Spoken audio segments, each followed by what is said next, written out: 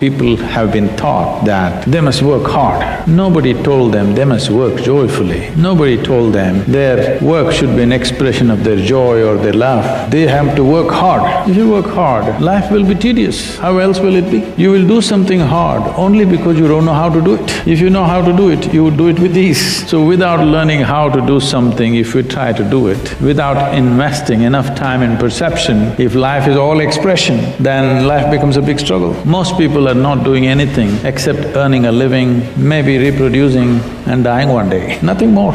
Hey, it's Carmichael, and I watch these videos every day because I need them for motivation. Being around successful entrepreneurs every morning helps me believe that I can do great things too. It's like your morning coffee, but for your goals, kickstarting your day with a blast of positivity. So here is a challenge for you. Try watching one video every morning for the next 30 days. And let's find out together if they help you do great things too. If you're in, leave a hashtag believe in the comments below so I can celebrate with you. So today, let's get some incredible motivation from the one and only Sadhguru. Believe. You are a product of this planet, yes or no? Whatever nonsense individuals may think about themselves, we are all just a pop-up from this planet. You've seen those pop-ups on the computer screen? Pop, pop, yes? You're just a pop-up, you'll be gone. You can't believe you will be gone. Ah, me? I will be gone? Yes, all the very smart people, countless number of people who walked this planet before and you and me, where the hell are they, huh? Not a sign. All became topsoil, isn't it so? Weren't they pop-ups? Aren't you a pop-up? Poop, poop. You may think you have a great life and this and that. As far as the earth is concerned, it's just recycling its soil. Just throws you up and draws you back, throws you up and draws you back.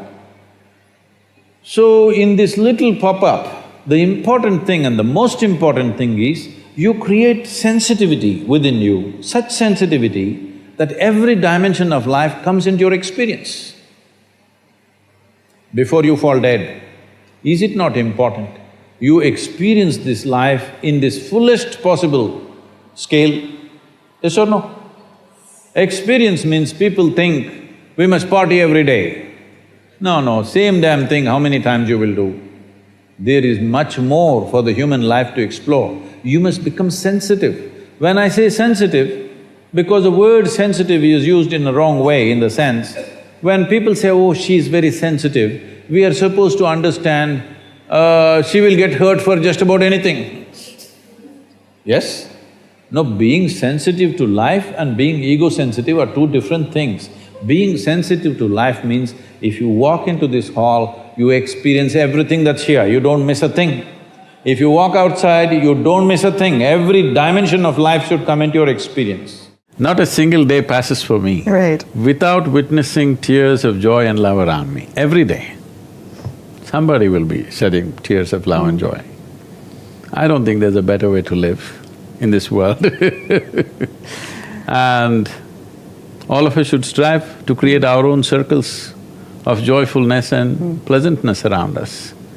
Because if you're not joyful by your own nature, if you're always going around with the fear of suffering, as long as fear of suffering is there within you, you will never walk your life with full stride.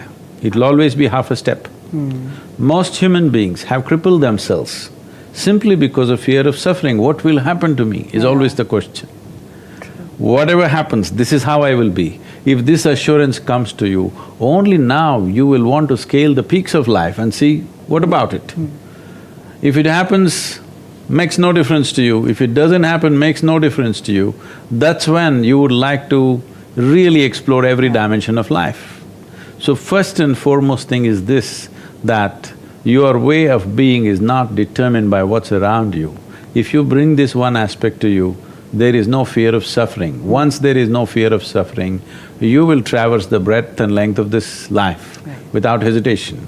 So every creature, from a worm, insect, bird, plant, tree, everybody, all of them are trying to be full-fledged lives.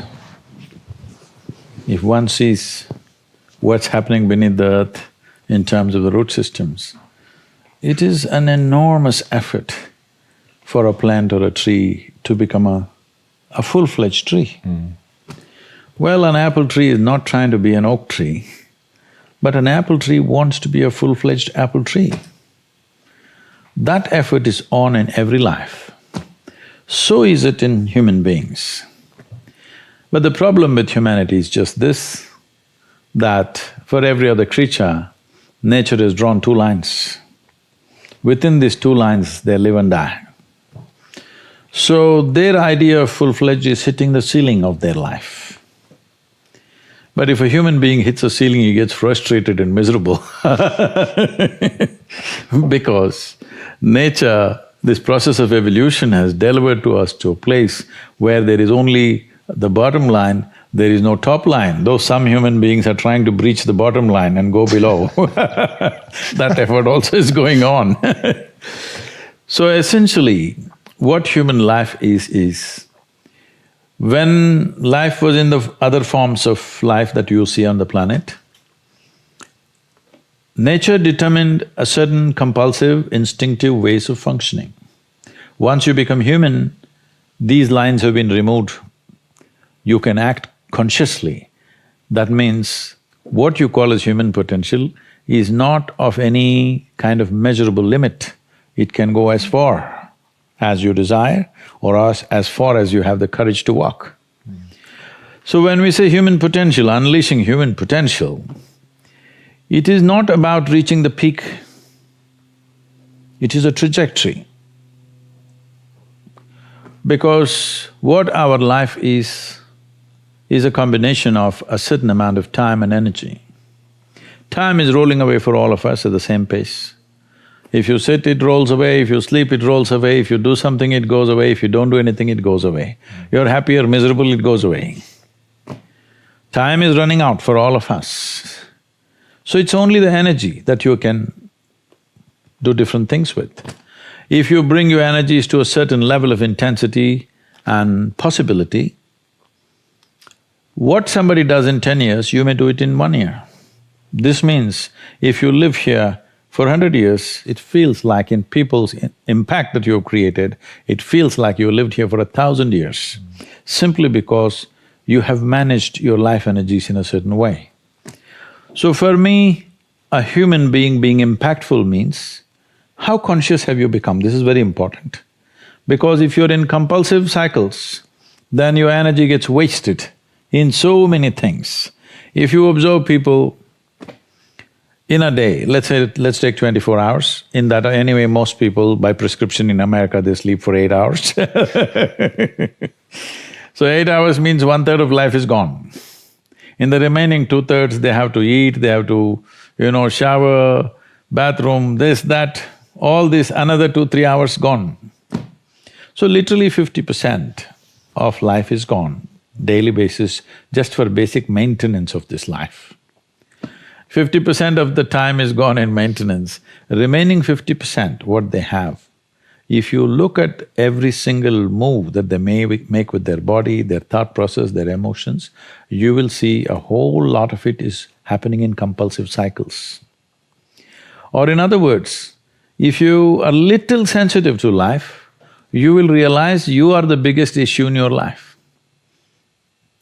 So this is one thing that I'm trying to do with people, that you are never the issue in your life. I'm not the issue. My thought, my emotion, my body is never the issue. My thought, my emotion, my energy and my body are my instruments of function. They are not impediments in my life. But I would say for 90% of the human beings, their own body, then the compulsions of the body, the compulsions of their thought, the compulsions of their emotions are ruling them most of the time. Also, to make sure you're actually taking action after watching this video, I've designed a special free worksheet just for this video. The worksheet will highlight our favorite lessons from the video that will inspire you to remember what you learned today and actually apply them. The worksheet will also give you space to write down what your key takeaways are and your specific plan of action to make sure you're getting results. If you want the worksheet designed specifically for this video, absolutely for free, there's a link in the description below. Go click on it and start building the momentum in your life and your business. I'll see you there. Perception happens to you in 5 different dimensions: seeing, hearing, smelling, tasting, touching. This is how you're perceiving life. This data has gathered within you. Only because this data has gathered within you, now you're able to walk on a round planet which spins. It's not a small thing. It is not a small thing that you are able to walk on a spinning round ball.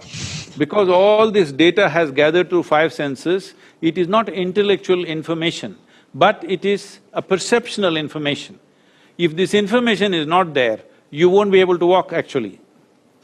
You will not be able to walk straight.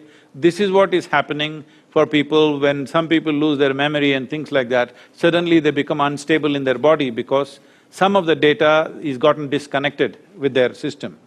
So, this data that you perceive is most important. That's what a child is all the time drinking up everything. You see how the child is looking at everything? Because he wants to drink up as much data as possible, because instinctively he knows without the data, he will not be able to function. So how attentive you are, how attentive your eyes are, how attentive your ears, nose, tongue and touch is, accordingly you have that much, that much usable information. So why one person is more efficient? Well, you are an athlete. Why one person is able to catch a damn ball, another person can't catch the damn thing? Why is it? Because that level of attention of exactly how that ball will behave, how you can anticipate where it will go, this is not there.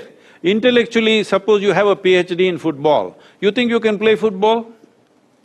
If you have a PhD, no, I think you need to experience it as well. If you just study it only, yeah.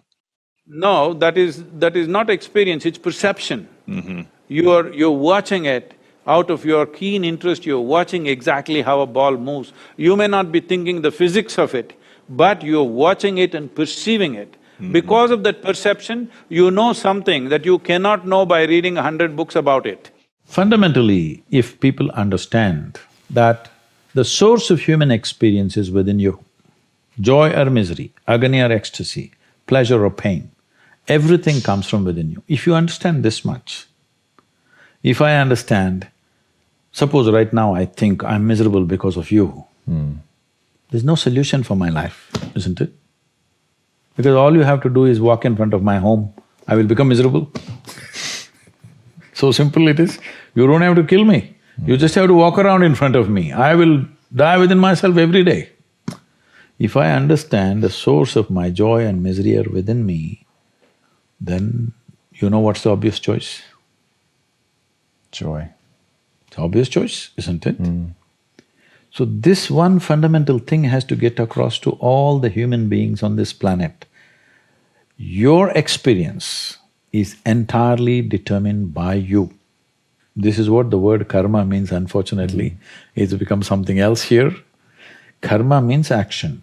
That means when we say your life is your karma, we are saying your life is entirely your making, 100%. What happens in the world? There are many, many forces involved. What happens within me? It's 100% me, 100%, isn't it? Yes. If you don't take charge of this, then you're an accidental life. When you're an accidental life, anxiety is very natural. Natural, isn't it? Suppose you're driving accidentally, that is, you don't know what's happening and you're simply somehow going, anxiety is natural or no? Yes. Any accidental movement creates anxiety. So this is why consciousness means this, that you have taken charge of the instruments of life, which on most fundamental level is our physiological and psychological space. You've taken charge of this. Now your health, your happiness, your joy, your ecstasy, your misery, everything is in your hands. You exercise them as you want. People think I have knowledge. No, my head is empty. That's why to make it look little substantial, I have a turban. It's totally empty always. But I have clarity. Clarity means what? You see things the way they are. Knowledge means what? You have fixed information about everything. If things have changed, you will not see it the way it is. That's as good as being blind. See, people think owls are blind. It's not true. Their vision is far more sensitive than yours. But because of sunlight, they're blinded because it's too much. When light goes down, he sees very clearly. Not because he's blind, because his eyes are super sensitive. So, it's important that you bring clarity to your life, not knowledge, because knowledge is conclusions that you gather. Knowledge is okay when you're trying to do something physical, material in the world, but not with life. Is it true what you thought was absolute at the age of 12, today is not true? Yes or no? Are you sure that whatever you think is this is it right now, will be this is it in another 3 years' time? Of course not. You know that, so you know you're wrong. Yes or no? Yes. So you know anyway you're wrong, so why assert the wrong things? Well, right now we are wrong, at least let's manage with little more conscious. If you know you're wrong, you will walk carefully, isn't it? Hello? But you think you're absolutely correct, then you will do stupid things and you blunder around the world. If you know you're not seeing properly, will you walk carefully or no? If I ask you to walk through a dark room, suppose we turn off all the lights and close it down, everything, pitch dark, if I ask you to walk, suddenly will you become super alert and conscious as to how you walk? But when the lights are on, you're just going unconsciously bumping into everybody. So if you learn to walk every moment, like there are no lights and you're looking at everything absolutely carefully, then what you see clearly, you go through it, what you don't see clearly, you hesitate, some places you take a little bit of chance. But if you are just confident, you will blunder through life, we don't know where you will get in and what you will get trapped into. Most people are trapped into their professions, their family situations, their social situations in such a way, they all became like this. Yes, already I'm seeing, not just older people, youth have become like this. What will happen to me at the end of my life? What will happen to me at the end of my life? I'm already revealed the secret, you will die. But Sadhguru, if this happens, what to do? If that happens, what to do? All those things will happen. It's not that everything will happen in your life the way you like it, things will happen in the way you don't like it. It once happened, Shankaran Pillai got fired from his job simply because he asked a question, smoking or non-smoking? How can you get fired for asking such a simple question? Smoking or non-smoking, he asked, and he got fired. Because what he was supposed to ask was cremation or burial.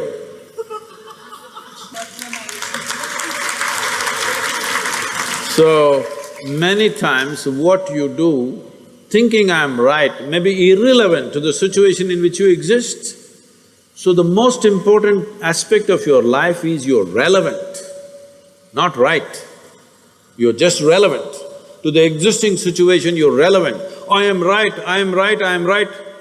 This is confidence. You being right, nobody cares. All the idiots who think they're right, nobody wants to listen to them, nobody wants to be around them, isn't it?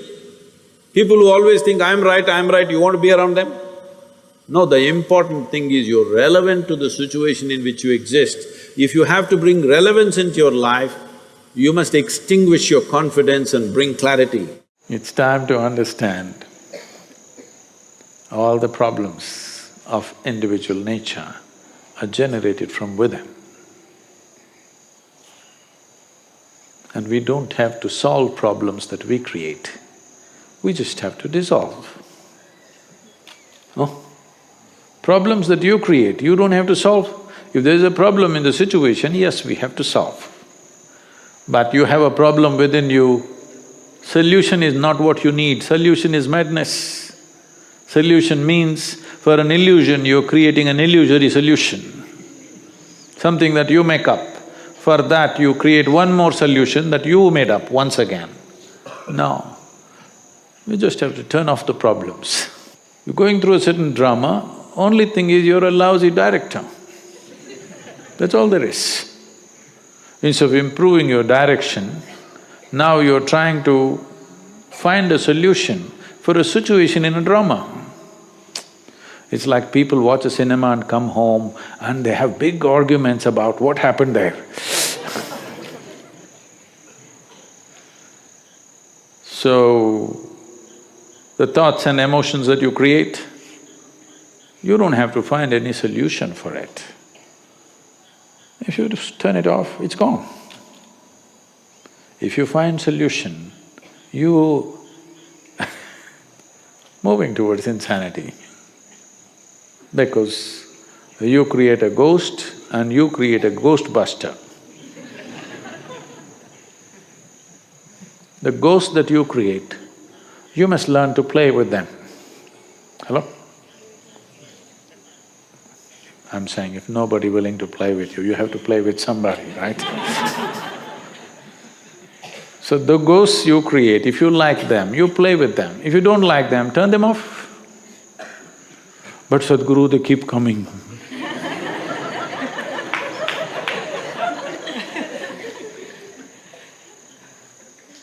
You don't play. Don't like to play with them, don't play. They come and go.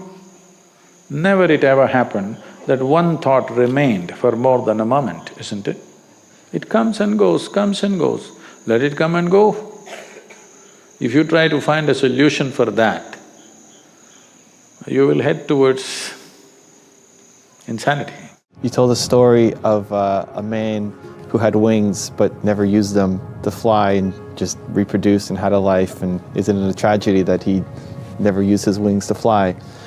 Do you feel like most of us are walking through life with wings and we never use them to fly? Unfortunately, yes, a whole lot of people, too many people.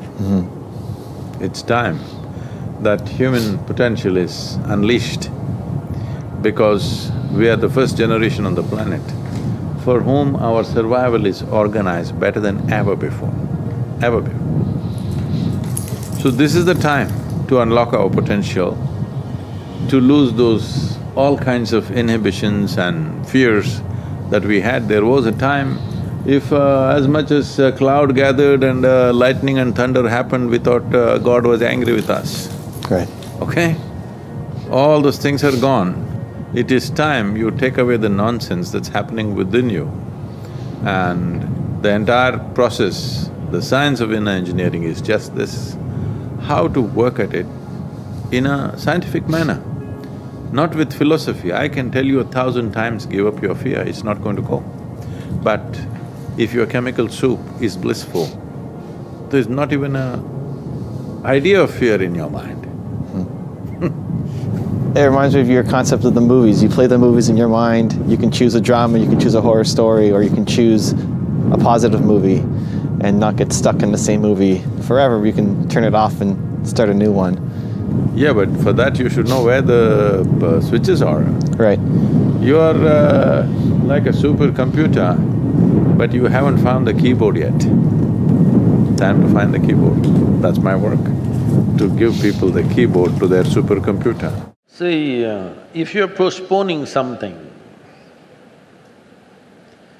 you're obviously doing something that you don't want to do. If there is something that you really want to do, will you postpone it or prepone it? Hello? Do you see somebody is waiting for someone they badly want to see? Only 10 minutes. In the 10 minutes, they will look at the watch 25 times. Why? They want to prepone it. You're doing something that you don't want to do, so you want to postpone it. I'm asking, why the hell are you doing something that you don't want to do? No, because if I do this, I will get that, I will get that. That's not the point. There's nothing to get in this life. There's really nothing to get in this life. Either you lived this life in a profound and intense manner, or you did not. What will you get in the end? Huh? If somebody dies in the agricultural college, do they bury them or fire them? How is it? What's the tradition? Burying is good for agriculture because human beings make good manure. So in the end, what will happen to you and me? They will either bury us or burn us. That's all will happen in the end. You think something else, they'll give you a prize? Nothing will happen in the end. Only thing is the process of life. How wonderfully did you live? That's all there is. So if you are doing something really wonderful, do you want to prepone it or postpone it? Huh? Prepone only. So you must find what is it that you really want to do. If you find that one thing, you will always prepone everything, not postpone. This happened in 1941. This is just when the Nazi movement was building up in Germany and in some parts of Europe. So one day in Austria, a bunch of German soldiers came, broke into the homes, the Jewish family, a rich family, they broke the home and took away the adults, everything was robbed. And these two children, a 12-year-old girl and an 8-year-old boy were taken away. They were taken to a railway station. This is the month of November end, December kind of time, when it's becoming very cold. So they were kept in the railway station for 3 days because the trains did not come. Boys, little boys being boys, they started playing football. So they were playing football and then suddenly the train came. The train is not a passenger train, it's a cargo train, the goods train. So when the train came, the soldiers came and rushed everybody into the wagons which are there. Everybody got in and the little boy and the girl also got in, but the little boy forgot to wear his shoes. He left his shoes outside and they pushed him into the wagon. So without shoes he came. His sister, a 12-year-old girl, saw her kid brother coming without shoes and she got mad with him. She held him by the ear, boxed his ears, scolded him nicely, slapped him. Say, "You idiot, already we are in enough trouble, now you come without shoes." Because in Germany in winter, no shoes means you may lose your feet. So she's angry about that. In the next station, the boys and girls were separated. After 4 years, after the war was over, she came out of the concentration camp to find 17 members of her family, including her little brother, all had vanished. No records, no sign of them, they just evaporated. At that time, the only thing that bothered her was the last few things that she said to her little brother. She loves her brother, but the last few things that she said to him were such terrible things, it rang in her mind and troubled her. These are the last things I told my brother and after that I'm never going to see him, he's gone.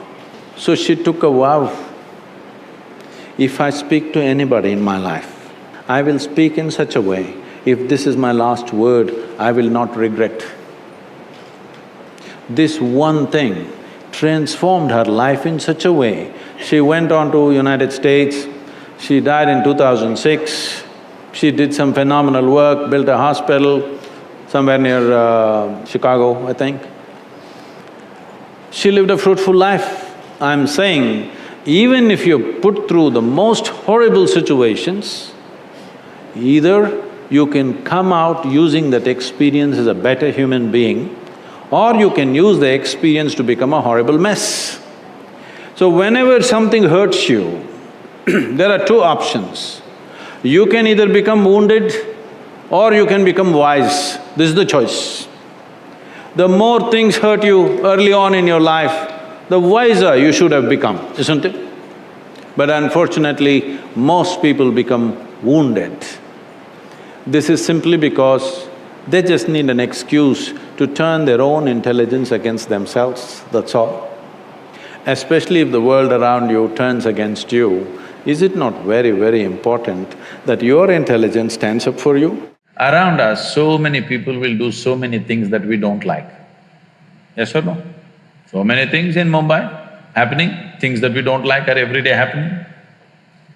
But at least within you, only what you want should happen within this, isn't it? Huh? I cannot decide that only what I want should happen with you, but I can definitely decide only what I want must happen within me, isn't it? If you could decide only what you want should happen within you, would you choose anger or joy? What's your choice? Please choose, I'm going to bless you.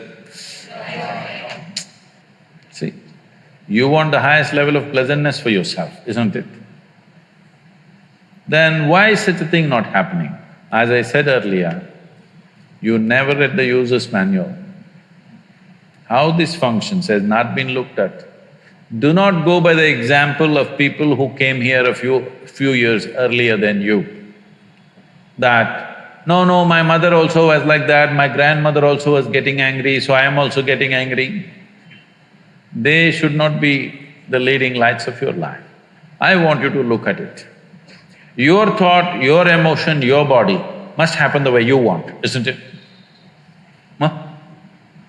If somebody else can decide what should happen within you, this is ultimate slavery, isn't it so? What happens around you, maybe we can decide, but nobody should decide except yourself what happens within you. If you decide, you would keep this in the high state of pleasantness for sure. You wouldn't be battling with anger. It's not just about anger, fear, stress, tension, don't address them separately. Essentially, your mind is not taking instructions from you. Why? Because you don't know where the damn keyboard is. Yet, we gave you a supercomputer, you do not know where the keyboard is. So one day you did this, something worked, another day you did this, something worked. You know, have you seen people, the radio doesn't work, boom, and it works sometimes. That's not a technology, that's chance. Have you seen this? If something doesn't work, people think, tap, tap, tap, it'll work. And a lot of people are using this for human beings also. One thing that you must do to yourself is, you are absolutely truthful to yourself. If you're also truthful to everybody around you, you will get other kinds of benefits with people. But I will not go that far right now. With yourself, you are 100% truthful. Otherwise, all kinds of tricks keep happening. To be truthful to yourself is not an easy thing because there is lifetimes of habit of simply boasting yourself. A guest came to Shankaran Pillai's house. And being a South Indian man, down south, you know, Pillais come from further down south. He was carrying an umbrella, which is a common thing. In Kerala and southern Tamil Nadu, to carry an umbrella is a very common thing because rains can be very heavy. Then they walked out, he took the guest out, then it started raining. But Shankaran Pillai did not open the umbrella. The guest said, "Why don't you open the umbrella?" Shankaran Pillai said, "I'm sorry, the umbrella is full of holes." Then the guest asked, "Why did you bring it?" "Well, I never thought it'll rain today." A whole lot of people are like this. They think somebody else has to catch their lice. This will take a long time because someone else catching your lice will take lifetimes. You must catch them. You should not let your chickens pass. To become 100% straight with yourself, it'll take a certain amount of application. But if this one thing you do, asatoma sadgamaya, this piece of life will work for sure, 100%. Then figuring out a few things is very simple. For that I am there. If you just fix this one thing, that you're 100% straight, no any kind of deception, When there's a hole in the umbrella, you know there is a hole in the umbrella. You will never forget that there is a hole in the umbrella, okay? If you are like this, rest of the work becomes very simple and easy. You should not be a motivated person. Generally, when we say somebody is motivated, it means they have an agenda of their own. Life has no agenda. It's for you to be a full-fledged life. A grasshopper is trying to be a full-fledged grasshopper, earthworm is trying to be a full-fledged earthworm, a bird is trying to be a full-fledged bird, a tree is trying to be a full-fledged tree. A human being should strive to become a full-fledged human being. This is all our business is.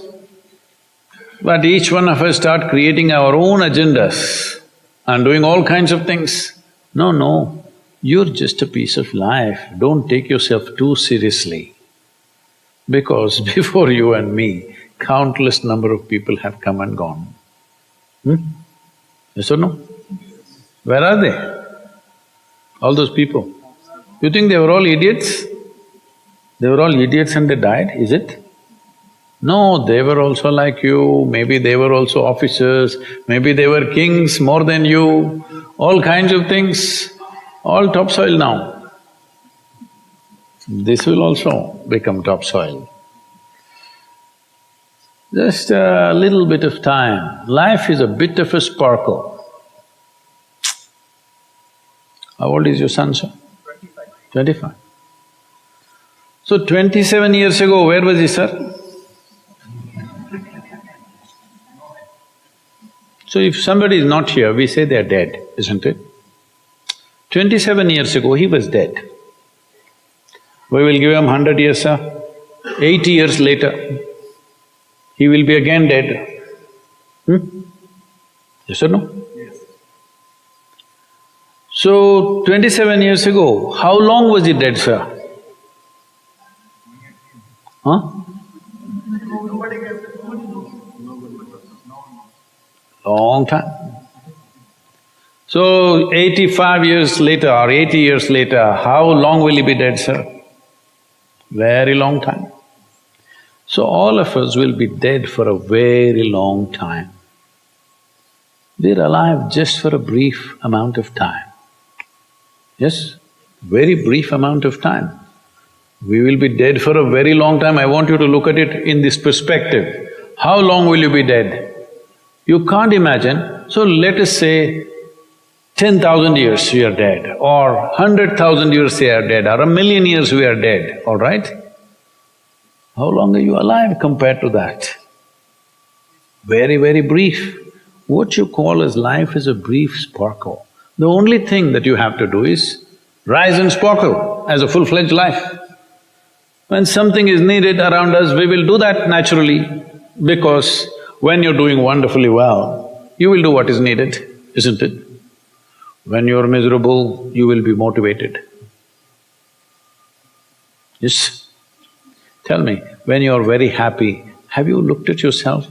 How nice and wonderful you are, you're willing to do anything for anybody, bend backwards if necessary, yes or no?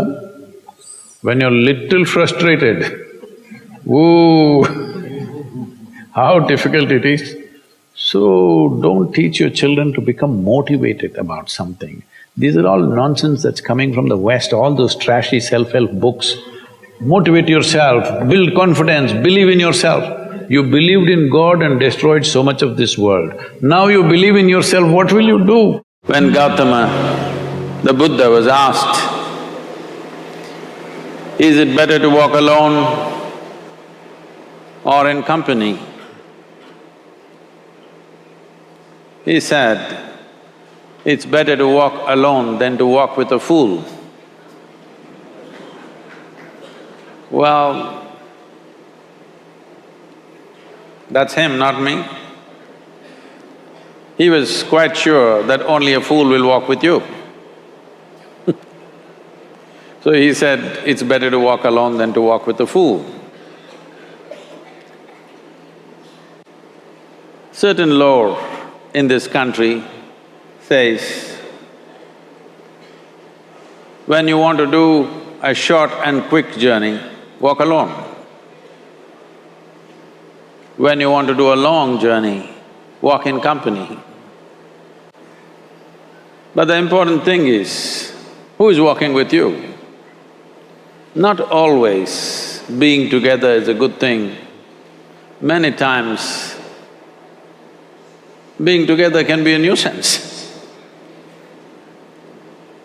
So, first and foremost, unless you are a twin, even then, we come alone and we go alone. If one does not know how to be by himself or herself, then being together can be a lot of nuisance. We are referred to as human beings. Human beings means every other creature is what it is simply because of what it does. But a human being can simply be, which is a unique quality of the human being, that we can simply be. That we are not compulsive action, that's what it means. Our action is conscious and judicious. But generally, when people get together, generally, people are in compulsive action. It can be an association where there could be a purposeful action, or it can be a gang where there can be more purposeful action, or it can be a crowd which can be a compulsive action. So essentially, to be human means we have reached that point of evolution within ourselves that if we wish, we can simply sit here, just be. We can consider as to what action to take and what not to take. This is definitely individual.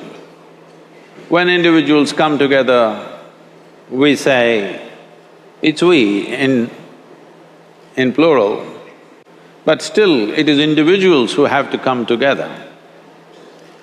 To be an individual means you are not further divisible. That means you're just one. People find different ways to divide themselves within themselves.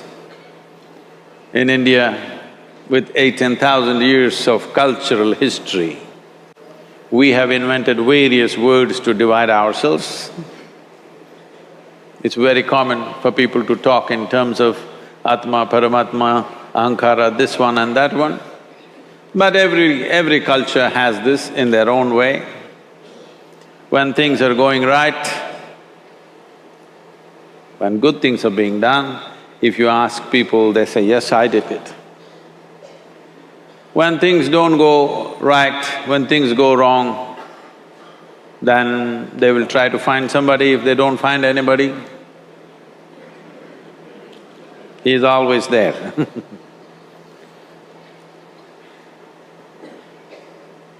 When they are very wonderful, of course they take pride in being how wonderful they are. When they turn nasty, they say, it was my ego. Mr. Ego is always a fall guy. So individual means, but if I'm wonderful, it's me. If I'm nasty, it's me, all of you. Are you 24 hours wonderful? Hello? Are you 24 hours wonderful? No, sometimes wonderful, sometimes nasty, sometimes beautiful, sometimes ugly. It's okay. If we understand it is me who is capable of being absolutely wonderful and it is me who is capable of being absolutely nasty another moment, then gradually the number of moments of nastiness will keep on receding. If I see what is wonderful is me, what is nasty is… In India we have many words, it's my karma, what can I do? Now, you must fix this. Being an individual is very important, that means you're not further divisible. If I'm wonderful, it's me, if I'm nasty, it's me. If I succeed, it's me, if I fail, it's me. You have to fix this. Just learn to be like God. Never intervene in anything. Every day in the morning, every kind of idiot will tell you what you should do today. You just listen. Just like God.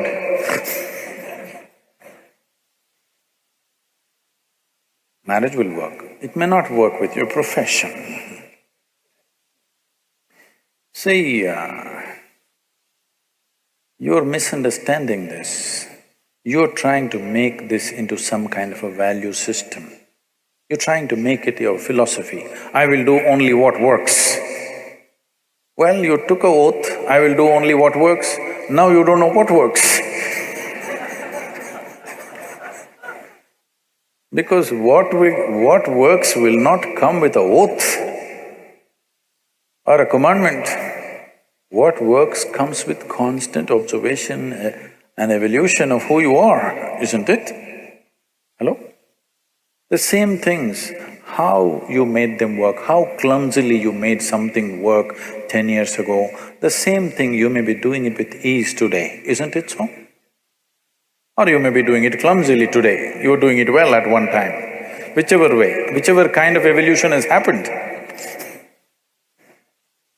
So, what works is not some kind of a formula. It is an evolution of a human being to come to what works on all levels of life. This is like reading… I mean, you're just falling out of a self-help book. No, I'm not a self-help book. Do what works. Do whatever the hell you want. What's my problem? But what's the point of doing something that doesn't work? Hello? I'm not telling you, you should do only what works. Do whatever the hell you want. But for your life, because it's a limited amount of time, what is the point doing something that does not work, isn't it? Either it should work for you or it should work for people around you. If it doesn't work for you and anybody around you, what is the point of doing that damn thing? This happened. Soldiers, American soldiers were leaving on duty. So, one of them told the other, you know Steve's wife, she read 3 Musketeers and she delivered triplets. This is the… oh my God, my wife is reading Birth of a Nation. What am I supposed to do? That's not how it works. So don't make this into some kind of an ethic or a philosophy, I will do only what works. Well, just to see what works needs a lot of application even for the smallest damn things, isn't it? Hello? To do a smallest thing, like hitting a ball or kicking a ball straight, you know how much it takes? Somebody who can kick a ball where he wants, wow, the whole world is worshipping him just because he kicks a damn ball. Yes or no? Because people understand what it takes. Nobody is worshipping him because he kicks a ball, because people can see what has gone into it. Isn't it so? People can see what has gone into to be able to kick a ball the way he is kicking, what has gone into it, his life has gone into it. So, don't make philosophies and ethics out of everything, or don't tell yourself a commandment, I will do only what works. It's a good commandment, but now you don't know what works. So, no. You need to be conscious and apply yourself to every damn thing. If you just learn this much, that you don't decide what is important and what is not important.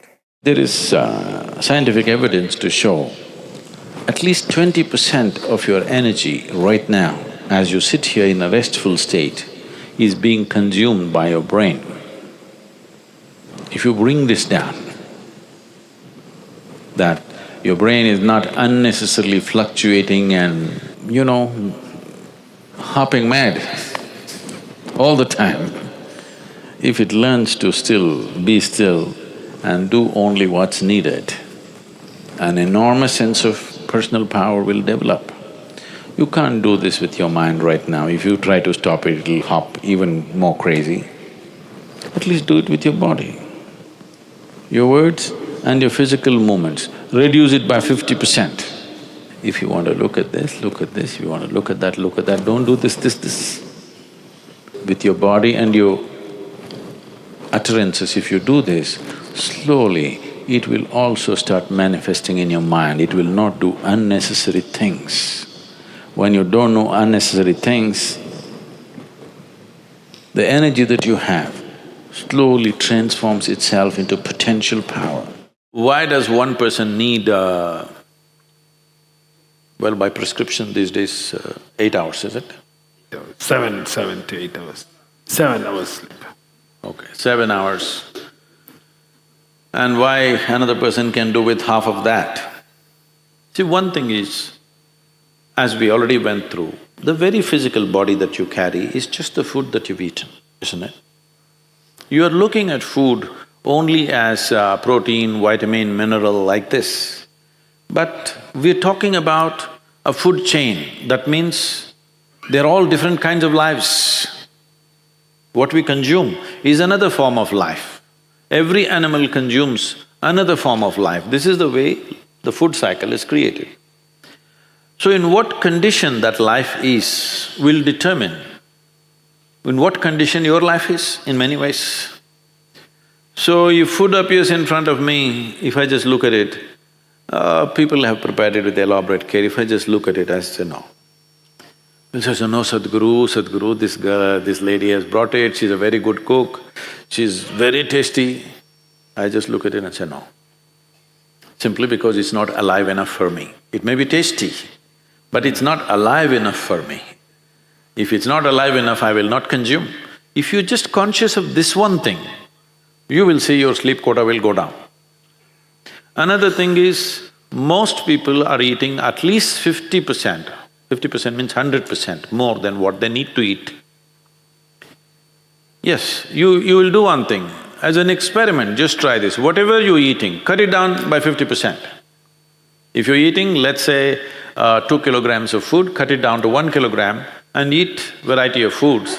You will see you will neither drop weight, nor will you become weak, nor will you become less energetic. Only thing that will happen is your sleep quota will go down.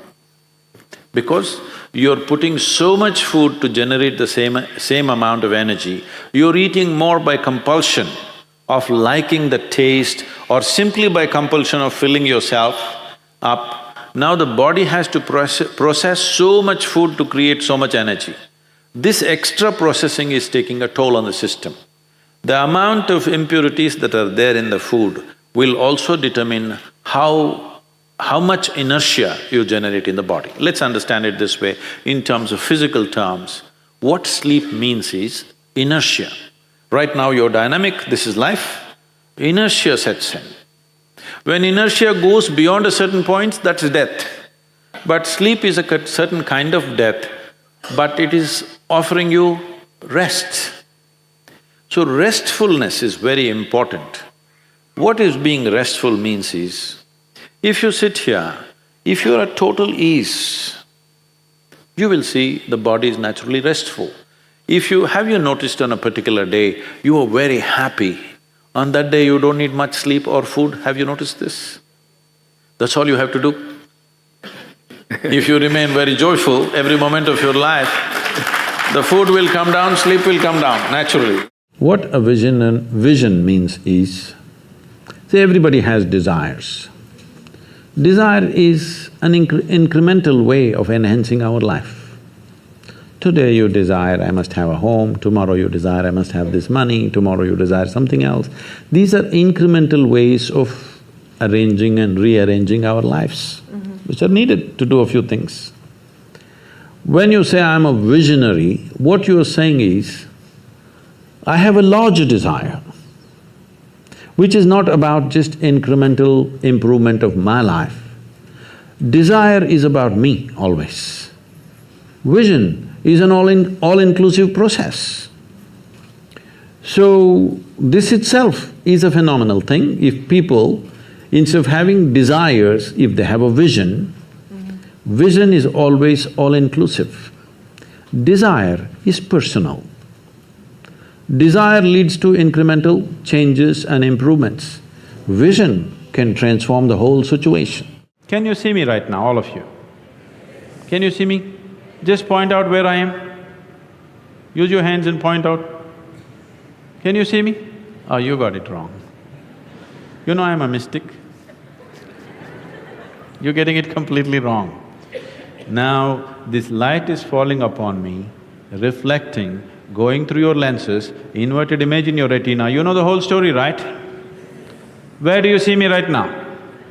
Within yourself. Where do you hear me right now? Within yourself. Where have you seen the whole world? Within yourself. Have you ever experienced anything outside of yourself? Everything that ever happened to you, darkness and light happened within you, pain and pleasure happened within you, joy and misery happened within you. Have you ever experienced anything outside of yourself? No. So what I am asking you is, what happens within you? Who should determine how it should happen?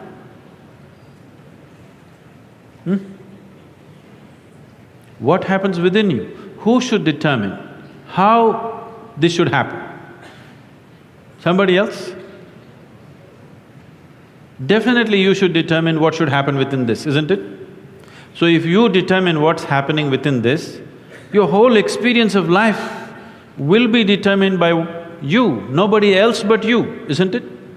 The events around you may not be determined by you, but how your experience of life is on this planet is 100% determined by you if you take charge of this. If you leave it loose, just about anybody will determine it. They will, not consciously, they also like you by accident. If you just observe, if everybody makes a little effort, everybody take a little time for this piece of life, okay? Not for your family, not for your career, not for something else. Just for this piece of life. Give it little time because this is the most important piece of life in your life, isn't it? Yes or no? Yes. Even if you're in love with somebody, still this is the most important piece of life, isn't it? So pay some attention to this. How does it happen? Why have you taken it for granted?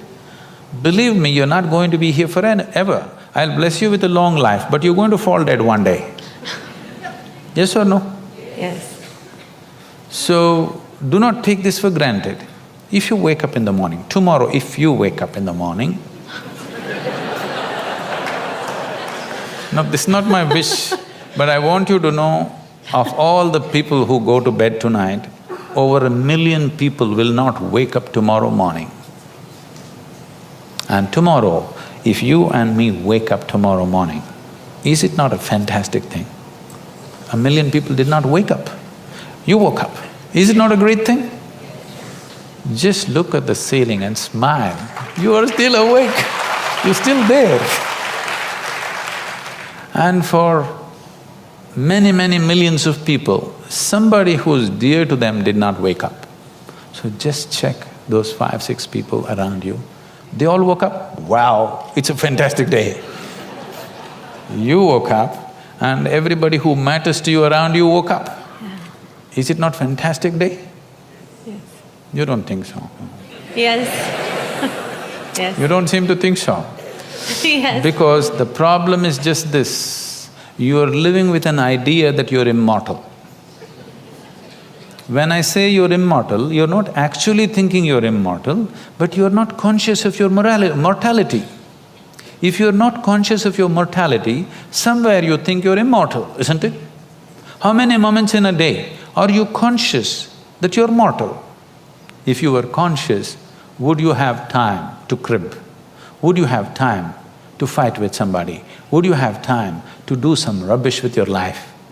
If you knew, if you are conscious that you're mortal, you would do nothing other than what is absolutely needed for you and everybody around you. This one thing if you do, if you just remind yourself, you don't think this is a negative thing. Death is not a negative thing. It's the only thing which has added value to your life. If you're here forever, you would be unbearable. Yes, yes. Isn't it? Aren't we glad everybody dies one day? If you just become conscious of this one thing, that always you're conscious that I'm mortal. You don't have to think, I will die today, we don't intend, we want to live as far as possible. Just you know, one day I will die. If you're just conscious of this one thing, you will naturally become spiritual. Every day, every moment if you remind yourself, this is a brief life, I'm mortal, one day I will end. Just do this for 2 days and see, you will become something truly fantastic within yourself, just this is all. That is simply beautiful. That's all that's needed. If you want to know the value of life, just know that it's a brief happening. There are no right things to do in life. If you choose something and put everything that you have into it, it'll become a great thing. Is it the right thing? Is it the best thing? When you say, is it the right thing, what you're asking is it the best thing to do in life? There is no best thing to do in life. Anything that you take up and if you put your heart and soul into it, it becomes a great thing. Is it the best thing? No. Then what is the best thing? There is no such thing. Don't look at yourself as a Delhiite or an idiot, whatever you want to call yourself. If you're just a piece of life, hello? And today you're here, one day you'll be poop, gone. You're a brief life. I want you to just imagine, you've seen those insects which come when it rains, you know, ants which fly. Suppose you were that. You just came alive, poop, poop, poop, and poof, gone. That's what you are. Just compared to the span of your life, the insect's life is looking so meaningless and poop, poop, poop and gone. That's what the rivers are thinking about you. Poop, poop, poop and gone. Yes or no? Compared to their lifespan, you are just like that insect or less than that insect, isn't it so? I am not somebody who ever debated, is this the right thing to do in my life? What was needed, I jumped into it. Because if you're a constipated life, you will always be thinking about what to do, what not to do, what to do, what not to do, what is my passion, what is not my passion.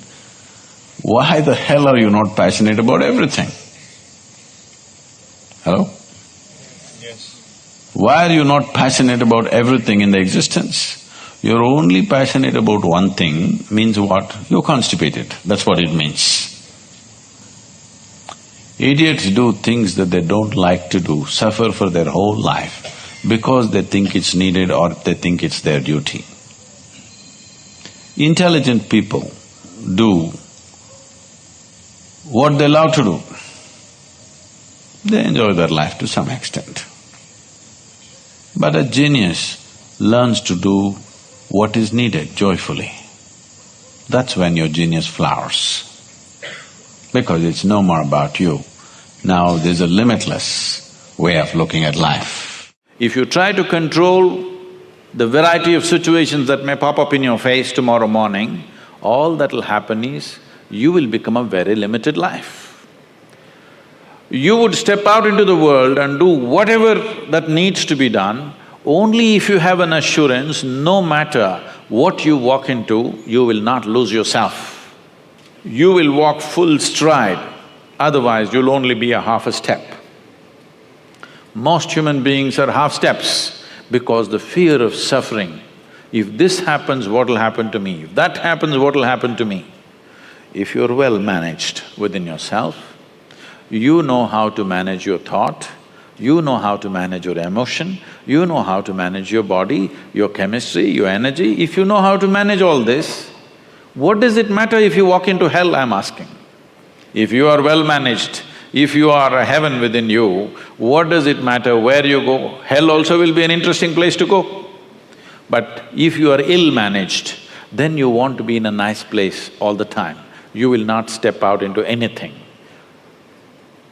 I'm not saying this is wrong, this is against nature, because in nature, every life is aspiring to be as much as it can be, isn't it?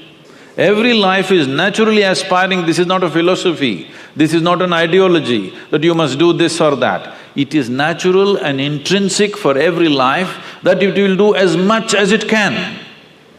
From an earthworm, from a worm to an insect to a bird, to an animal to a tree, every one of them are trying to be full-fledged life. If you go against this simply because of the fear of suffering, then all possibilities of exploring the nature of being human, the tremendous immensity of being human is just lost upon humanity. Today, you will see this everywhere. When people say, I am only human, they are talking about the limitations of being human. They are not talking about the possibilities of being human, isn't it? If we are the most intelligent species on the planet, if we are the most capable species on the planet, should we be talking about our possibilities or should we be talking about our limitations? Whenever anybody writes or says, oh, we are human, they're always referring to their limitations, never to the possibilities of being human. This is because the most fundamental things have not been taught in our education systems. How to handle your thought and your emotion. Your psychological drama has gone out of control. It's a badly directed drama, believe me. If it was a well-directed drama, you would take it to the conclusion that you want, isn't it? Because it's a badly directed drama, just about anybody can take charge of it. Who is the director of your psychological drama? Just about anybody, isn't it? Anybody can make it into a tragedy. Just loosen up your life a little bit, laugh a little more, involve yourself with people around you, do things that you think is not so important. Don't do things which are very important. Do simple things. It's very important you do simple things. Very important things you're doing in your life, you will become dead serious. You know, Bertrand Russell, an Englishman, Bertrand Russell said, if you're beginning to think that what you're doing is very important, you need to take a holiday. So holiday does not mean coming to India. Holiday is every day, in those 24 hours, you must take a holiday from your seriousness. From your seriousness has come essentially because of your self-importance. You hold yourself as an important person. I want you to see you are like a speck of dust in this existence. Tomorrow morning if you disappear, for sure in India nobody will miss you. Even down under, they won't bother much, you know. A handful of people, they will also forget soon enough. Isn't it so? Oof! Nature does oof, you're gone. And nothing will happen in this world. Everything will happen wonderfully well even if you're not there. Every human being should be aware of this every moment of his life. It does not matter what the whole world says about you. It does not matter how significant a work you're doing. You must understand that tomorrow morning the world will go on fine without you, whoever you may be. Isn't it so? If you constantly remind yourself of this, you'll have no reason to be serious. Definitely not dead. And don't be dead now, a time will come. It's time to be alive. Do you have practices to keep yourself so open and so joyful? Life. That's it. What else? Life is an openness. Death is closing, isn't it? Death is a closure. Life is a possibility. If you're just alive, everything is open. Tell me, can you be alive? Suppose you don't like me. So you don't want to inhale what I exhale. Stop breathing and exist for some time, let me see. Possible? Yes. Without breathing. For a little while. How much is little for you? To hold my breath? Yeah. I don't know, 30 seconds? 10 seconds, 10 minutes? Definitely not 10 minutes. So I'm saying, if you don't like me, your dislike will not go away in 30 seconds, isn't it? Yeah, for sure. Suppose I hate you, I don't want to inhale what you exhale. I will die within myself, isn't it? Yes. This all people are doing to themselves. I like this guy, I don't like that guy, this is somebody I love, that's somebody I hate, this belongs to me, this doesn't belong to me. They're just killing themselves step by step.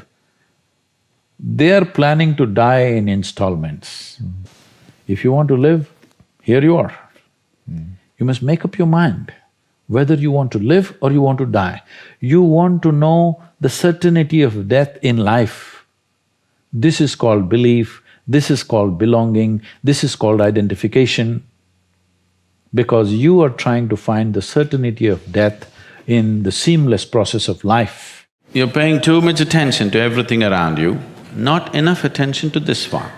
But the quality of your life is essentially determined by how you carry this one.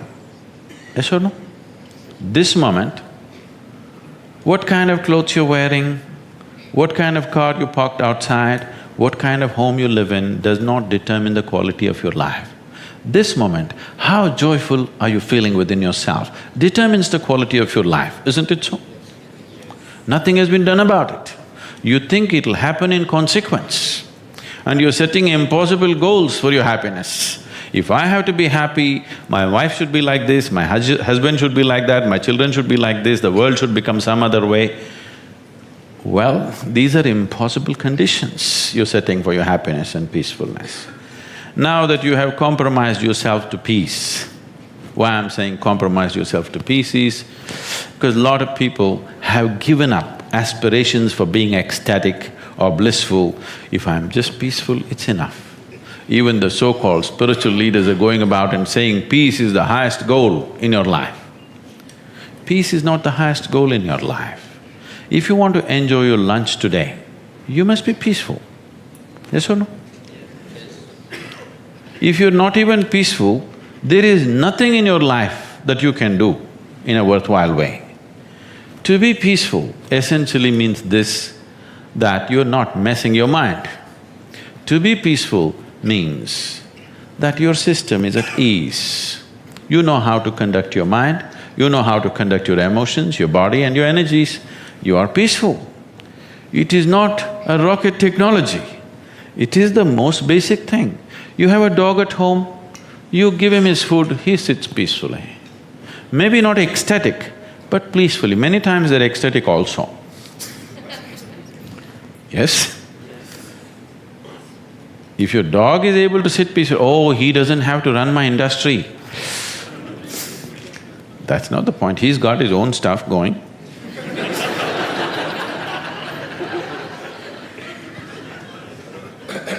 See, it has nothing to do with the external activity that you're doing.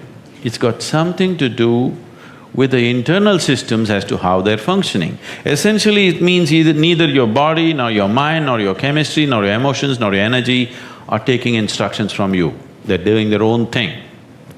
Once your machine is not in your control, being peaceful is impossible.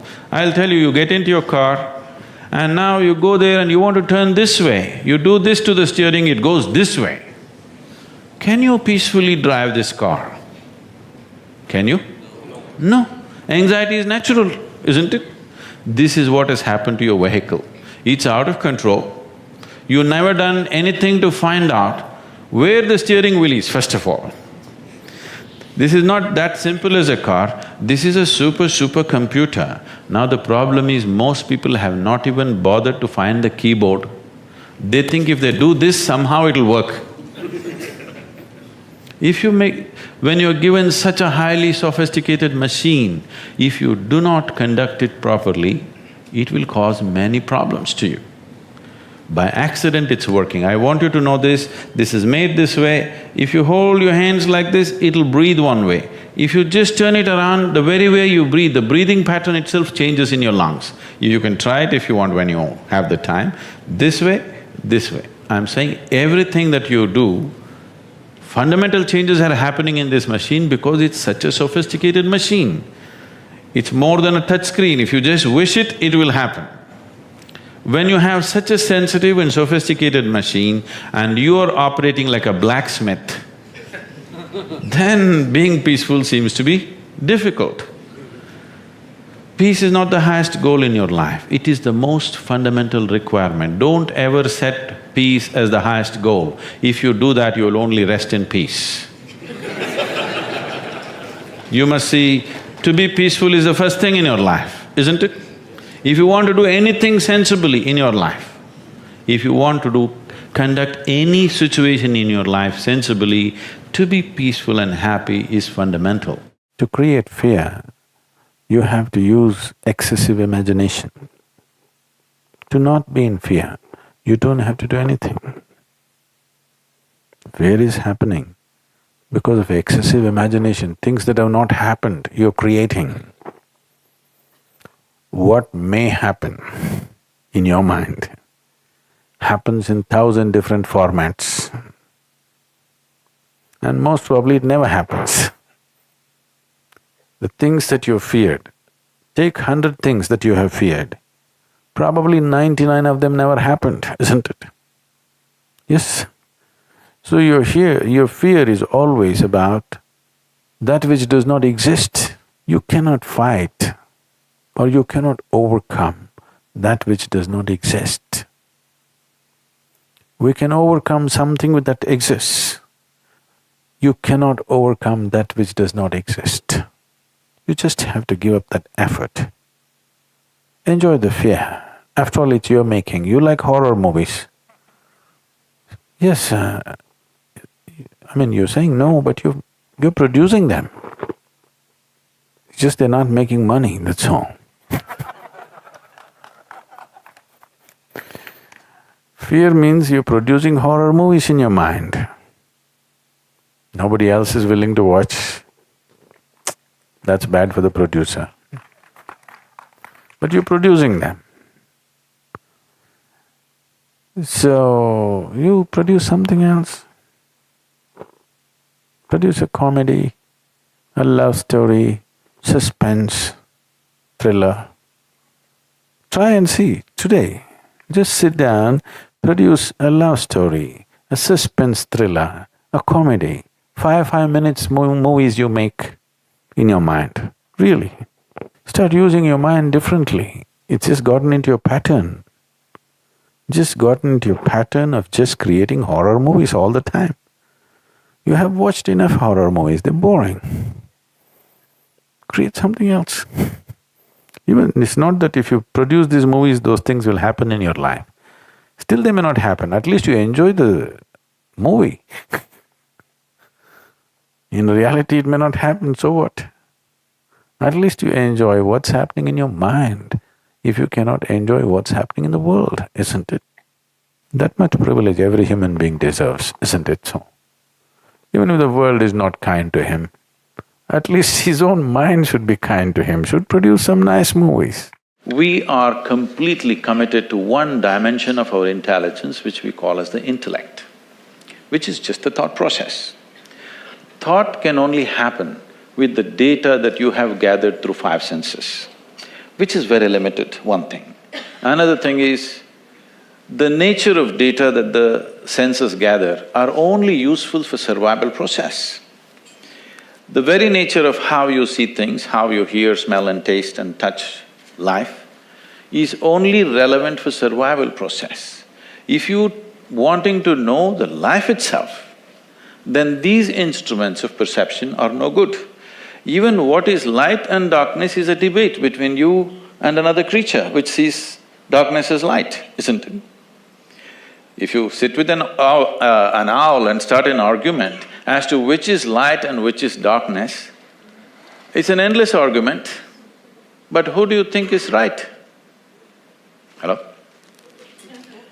If you're saying both, you're either in the diplomatic corps or you have a successful marriage. Some have both. You have learned to say both, but which is the truth? What I see is the truth or what the owl sees is the truth?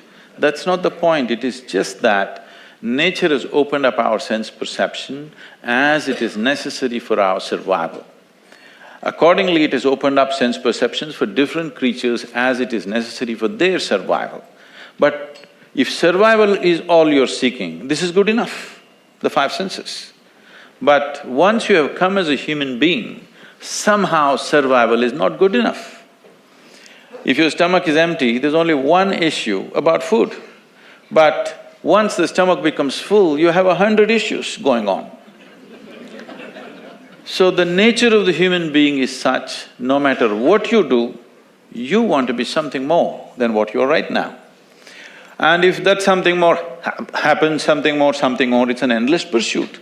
So somewhere, a human being is seeking a limitless expansion, but trying to do it with physical means. The very nature of physicality is a defined boundary. If there is no defined boundary, there is no possibility of physical happening in the universe. But now, a human being is longing for the boundless, that too in installments and through physical means. Through the boundary, you're trying to become boundless. The desire is fantastic, the method is hopeless. Because the moment you identify yourself with something, your intellect's work is just to protect that identity. If you… whatever the identities of nation or family or gender or race, religion, whatever, the moment you identify yourself with something, your intellect will only function around that to protect that. So, it is a certain type of prejudice the moment you're identified. So, the only thing I did with my life is, I never identified myself with anything, and life just exploded within me in ways that thought seems so puny that I do not indulge in thought most of the time. Unfortunately, in many ways, not just in the way that I said now, in many different ways, I would say 70% of illnesses on the planet, all kinds, are self-created. Even if you get an infection, there is a way. If you keep yourself in a certain way, physically and mentally, the virus and the bacteria will not work the same way as it works upon somebody else. If you set yourself like this, no matter what's happening, anyway, I have to go and do this, this and this. There's no break from that. The last 29 years, I have not been able to cancel one program because I'm running temperature, I got a cold, I got this, I got that. It doesn't matter what's happening, what you have to do, you anyway have to do. You can't turn back on that. Either out of your commitment or you have a boss like that. One way or the other, if it happens, then you will see, you will not at all fall sick so often. Because if you have temperature, you still have to go. If it's summer, you still go, right? Now, a lot of people don't go. It's a little hot outside, they don't go and work. Little cold outside, they don't go and work. A little raining, they won't go and work. A snowflake, they will not go and work. This is just weather. So for every change in weather, if you have the comfort of covering yourself in a blanket and lying down, once you create that, your body will learn to fall sick as often as possible. If you just keep it this way, it doesn't matter what it is, anyway I have to go and do what I have to do, you will see your body will just bounce back as quickly as possible, even if it gets the worst kind of infections. So you just have to set the necessary conditions for health, necessary incentives for health, both for yourself and your children if you have them. Do not set incentives for sickness. How to conquer fear and apathy on the way to success. That's all. Okay. Fear about whether I will be successful or not. Where is apathy coming? No, your individual fear about whether I'll be successful or not, is that what you're talking? See, that's exactly what I've been telling you till now. Do not even think of success. Just enhance your capabilities. Strive to enhance who you are. Then what you can do, you'll anyway do, isn't it? Right now, you have an idea of success, but you don't have the competence for that. You want to go somewhere, but you don't have the legs to get there. Now, naturally there will be fear, naturally there'll be all kinds of unnecessary struggles and emotions. Instead of that, at this stage in your life, if you just focus on seeing how to enhance this human being to the highest possible level that you can, success will be a downhill run, not an uphill task. So, if you are going downhill, there's no fear, isn't it? Because whether I can get there or not, whether I can get there or not, you are working towards somebody else's idea of success. You are working towards somebody else's idea of success. That is not success. Your success is, you as a human being, you found your full potential. This is your success. And that's all you can do.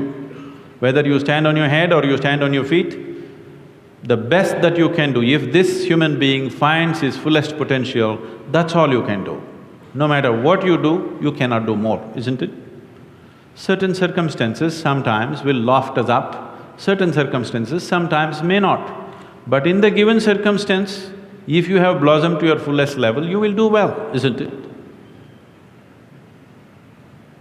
Don't think of success and be fearful about it. Just see how to make this one more and more capable. If the competence and capability is there, success will come as we deserve it. You talked one time, I thought this was so interesting, about how every time you get a belief, it's like a conclusion, and every conclusion is a death unto itself, and it's like shutting a door on something. Yes, otherwise, see, you just see, you look at your own picture when you're 5 years of age, it's like this. Slowly it's becoming like this. What is it? You're dying in installments. The more conclusions you make, the less alive you become. This is all that's happened to people. They call this knowledge. This is not knowledge. This is just conclusions that you're drawing about everything. See, with all this scientific exploration, the fact is that even today, we do not know one single atom in its entirety. We know how to use them. We know how to use everything on this planet, but we don't know a damn thing about anything. Over 90% or 99% of an atom is empty. We don't know what that emptiness contains. Over 99% of the cosmos is empty. We don't know what that is. So, this is like I give you a 1,000,000-piece jigsaw, but you found in your hands, you have only 3 of them. With these 3, you make a picture and you're euphoric that you made a picture. Well, I'm sorry, there are 1,000,000 pieces to this. Has anybody gathered all the pieces? No. Then don't make a picture. Let's say you have to cook something, let's say you have to bake a cake or you want to cook some rice. You turn on the stove, turn off the stove, turn on the stove, turn off the stove. It's a long process. And of course, dinner won't happen. So this is the story of majority of the spiritual seekers. They're off and on and off and on and off and on. Oh, does it mean to say I must be only here, there? That's not it. The priority should not shift. The priority is set, slowly everything within you will slowly organize itself in that direction. Because the priority is shifting, this life does not know which way to go. It's just confused. Every 2 minutes if you change the destination on the GPS, for sure it does not know where to go, isn't it? So this is what is happening in most people. This is why spiritual path seems to be arduous, long, impossible, unattainable, all these things, simply because people are shifting priorities all the time. The Japanese people eat much less fat than the Americans and the British. Because of this, people believe they have much less incidence of cardiac arrest. Less people in Japan die of heart failures and heart attacks than they do in UK and in United States. But the French eat a lot more fat, but still they have much less incidence of cardiac problems compared to the British and the Americans. The Japanese people don't drink much wine, so they have much less cardiac problems. But the Italians drink only wine, and they also have much less cardiac problems than the English and the Americans. So the deduction is, it is the English language which is the problem.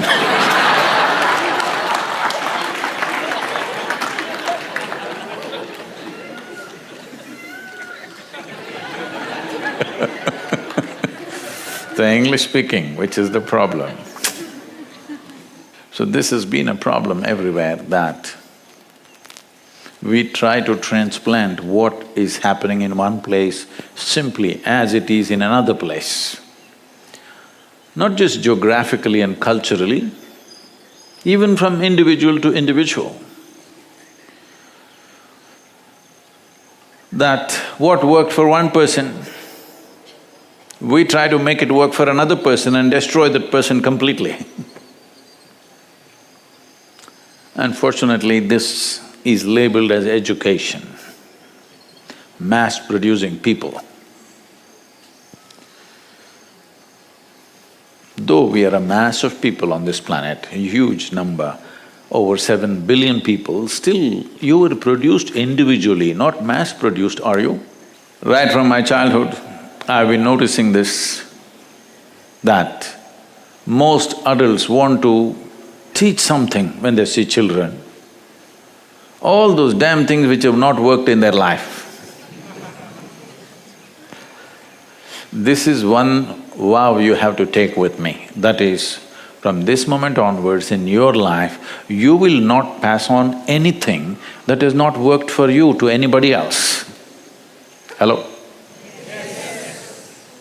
Even if you cannot pass on the best things to other people, at least what has not worked for you, you don't give it to anybody. Will you do this? Yes. Does anger work for you? So don't give it to anybody. Does misery work for you? Does depression work for you? So if you are angry, if you're depressed, you're miserable, just shut up, okay? And sit in one place and handle it. People start developing these things for everything. When their logic fails, they will think that, you want to do something, you don't know how to do it. You're not sure whether to do it or not do it. Then the simple solution they're taking is, okay, this finger is this finger is this, yes, no. Give it to the child, if he holds this, yes, if he holds this, no. This is not intuition. No, I will come to you, I'm going more basic. The answer is not just about you, I'm just using it too. Now, this is just that your logic has become, incapable, it's collapsed, unable to come to your logical decision. So, you are succumbing to this simple way. If some child holds your hand like this or like this, yes or no. Anyway, when there are two options, 50% of the time you could be right. Yes? Being 50% of the time right is not good enough, isn't it? Yes? Isn't it so? I was, some time ago I was visiting a homeopathic doctor. There in his clinic they had put up an ad, some homeopathic medicine which will work for all kinds of snake bites. You're living in Bombay, probably it's not an issue for you. Where I come from, snakes are everywhere on a daily basis. So I looked at this and then I asked him, how come this medicine you're advertising that it works for all kinds of snake bites? Because if you are not already aware of this, snake bites are fundamentally of two kinds. One type of venom attacks your cardiovascular system, another kind of venom attacks your nervous system. They're two completely different kind of chemicals and it works upon your system in a different way. Generally for both you have different types of antidotes, but for everything this particular medicine is supposed to work, how is that possible? So the doctor said, see in India, 90% of the Indian snakes are non-poisonous. So 90% of the time it works. So, that's not good enough, isn't it? It's the remaining 10% which is crucial, isn't it so? So, intuition, don't get into this thing about you trying to be intuitive. Never try to be intuitive. Logic is dependable, isn't it? There are moments when there is certain clarity which has no logical explanation. At that time, it's okay, but you never try to be intuitive. If you try to be intuitive, your logical mind will become deceptive and come to all kinds of stupid decisions. You'll get suddenly guidance, voices from the heaven, all kinds of voices people are hearing. Logic is dependable, go by it, at least you won't make a fool of yourself. Is it true that every other creature on this planet, a worm, an insect, a bird, an animal, with a millionth of our brain, they're conducting their life process quite well? Hello? Yes. Are they? When I say life process, we are born, they are born, just like that. We grow up, they grow up. We make a living, they make a living. We may reproduce, they reproduce. We do all this with enormous fuss. They simply do it. Yes or no? Yes. Every simple thing we're doing it with enormous fuss. They are simply doing it. Different various processes of life and death, they're doing it without fuss. We are doing everything with great fuss. Is this a sign of highest level of intelligence, I'm asking?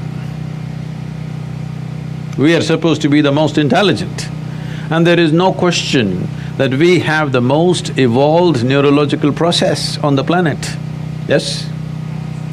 We have the most evolved neurological system that we must be able to sense and feel and experience and perceive, understand and express things in the highest possible way.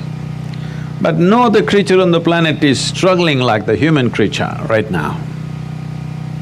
This is simply because you have been given a super computer. Do you agree with me that this is the most sophisticated gadget on the planet? Yes. Not the iPhone, the I. But now the question is, have you read the user's manual? That's all. People have not read the user's manual for the most complex machine on the planet and somehow blundering through, somehow trying to use it. Everything is a problem. Tell me one thing that human beings are not suffering. If they're poor, they suffer their poverty. You make them rich, they suffer the taxes. If they're not educated, they suffer that. Put them to school, lot of suffering. Not married, they suffer that. Get them married. I didn't say anything. I didn't say a thing, okay? No children, some people suffer that. Children, daily suffering. So you seem to be suffering every aspect of life. So if you offer death, will you go joyfully? No, you will suffer that. So tell me one thing that we are not suffering. Now people weave philosophies, life is suffering. No, life is not suffering, nor is it a joy. It's simply there, it's a phenomena. If you ride it, it feels fantastic. If you're crushed by it, it feels terrible. So are you riding the wave of life or are you being crushed by it? That's all the question is. As a generation, if you create a huge amount of positives, negative will become small. If you create huge amount of negatives, they will become big and positive will become small. This is all life is. There has never been a point, any time, and there never will be, where everything is perfect, okay? There's no such thing. Because life is a possibility. Because it's a possibility, it cannot be perfect. Doesn't matter what we do, there's still something more to do, always. That is why it's an endless possibility. Striving does not mean I want to be a good man, I want to be a good man. See, being morally good is only good for the society, not good for the human being. Yes? If you're morally correct, it's good for people around you because you're contained, but it's not good for this life. So this life needs a little different kind of nurture. In that context, how many people in this world are going to strive before you and me fall dead? How many people will be set this seed that they will be striving to be a better life than the way they are right now? A little higher expression of life. This is all your focus should be. If you can find a place where there are no sounds of machines and your cell phone will not tink-tink, quietly, if you can listen to the sound of the trees, the breeze, the water, just the natural sounds, if you pay enough attention, tremendous things will happen to you. Many times I've been in the South Indian, they're kind of tropical rainforests. The longest I've been there through the jungle for about 23 days alone. No any kind of support, no cell phone for sure those days, and not even a torchlight. And fourth day I ran out of the food that I was carrying, so I lived off the forest. By about eighth day, I lost my jacket and one half of my shirt because I was chased by some animals and by that whole thing. I had half a shirt and pants. And I walked through, this is elephant country, tiger country.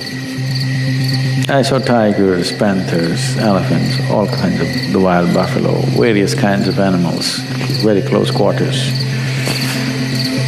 But at the end of it, when you look back, what is the biggest impact on you? It's the insects.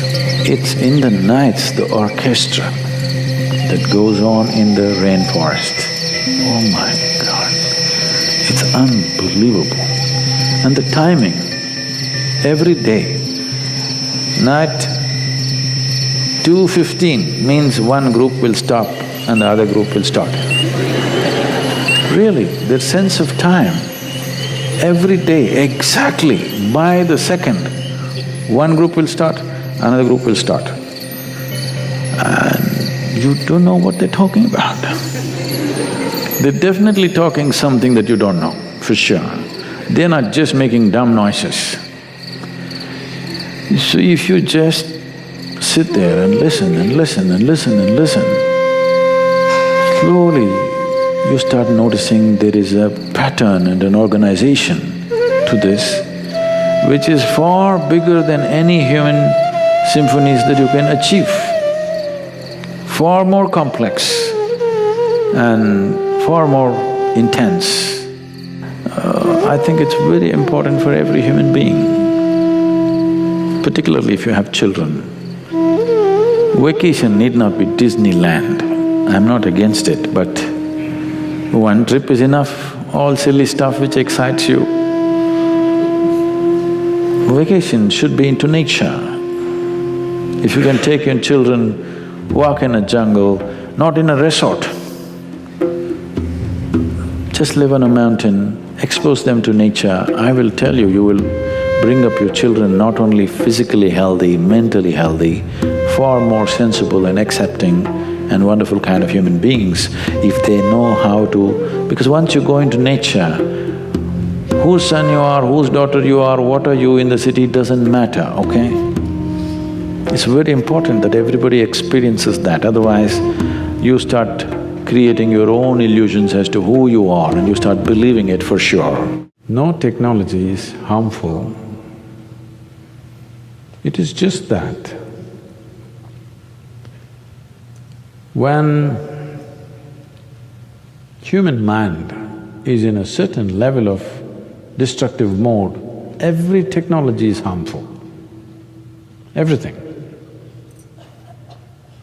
You can take your laptop and slit somebody's head. Does it mean to say computers are dangerous? Suppose a few incidents happen like this.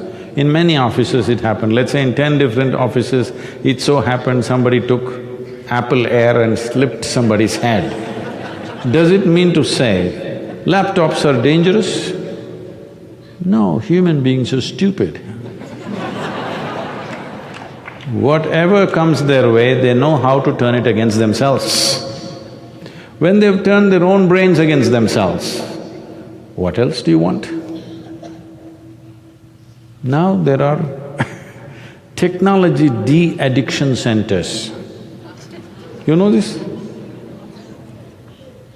Like there are drug de-addiction, alcohol de-addiction, now technology de-addiction centers. Simply because we are in a compulsive mode. If we start eating, we don't know when to stop eating.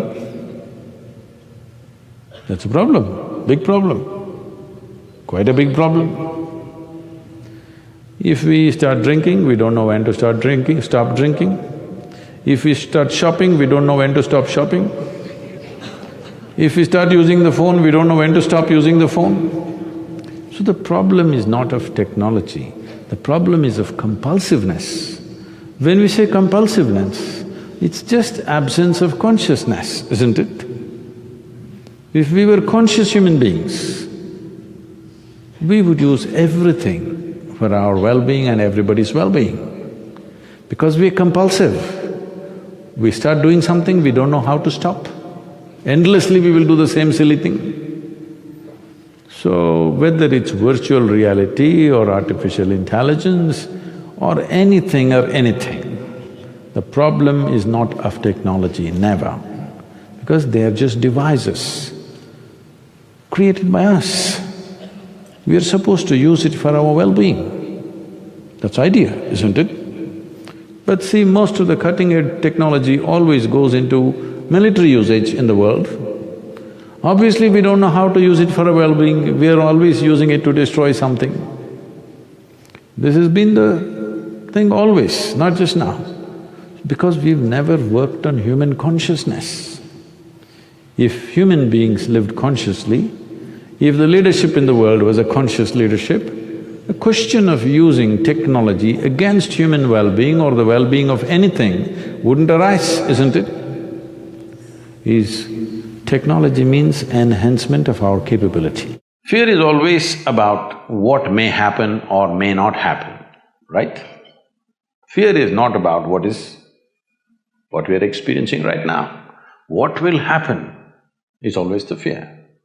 Or in other words, your fear is about something which is not yet. Your fear is about something which does not exist. This is all management people. If there were somebody from a psychiatry department, you could have asked them, if I have fear about something that does not exist, what is my condition? They would have a title for you. Yes, NIMHANS is close by, I think. We can always consult, that is also a premier institution. We are suffering something which doesn't even exist. Yes? If you're suffering something that doesn't even exist, it is not about life, It is not about education, it's not about career, it is just about your mind being out of control. Is that not an important aspect that you should manage first before we allow you to manage an industry or a business? Is it not important, first of all, you learn to at least manage your mind? Hello? Isn't it important? Absolutely. If you do not know how to manage your mind, what the hell are you going to manage in the world? Managers are all freaking out and growing ulcers in their stomachs.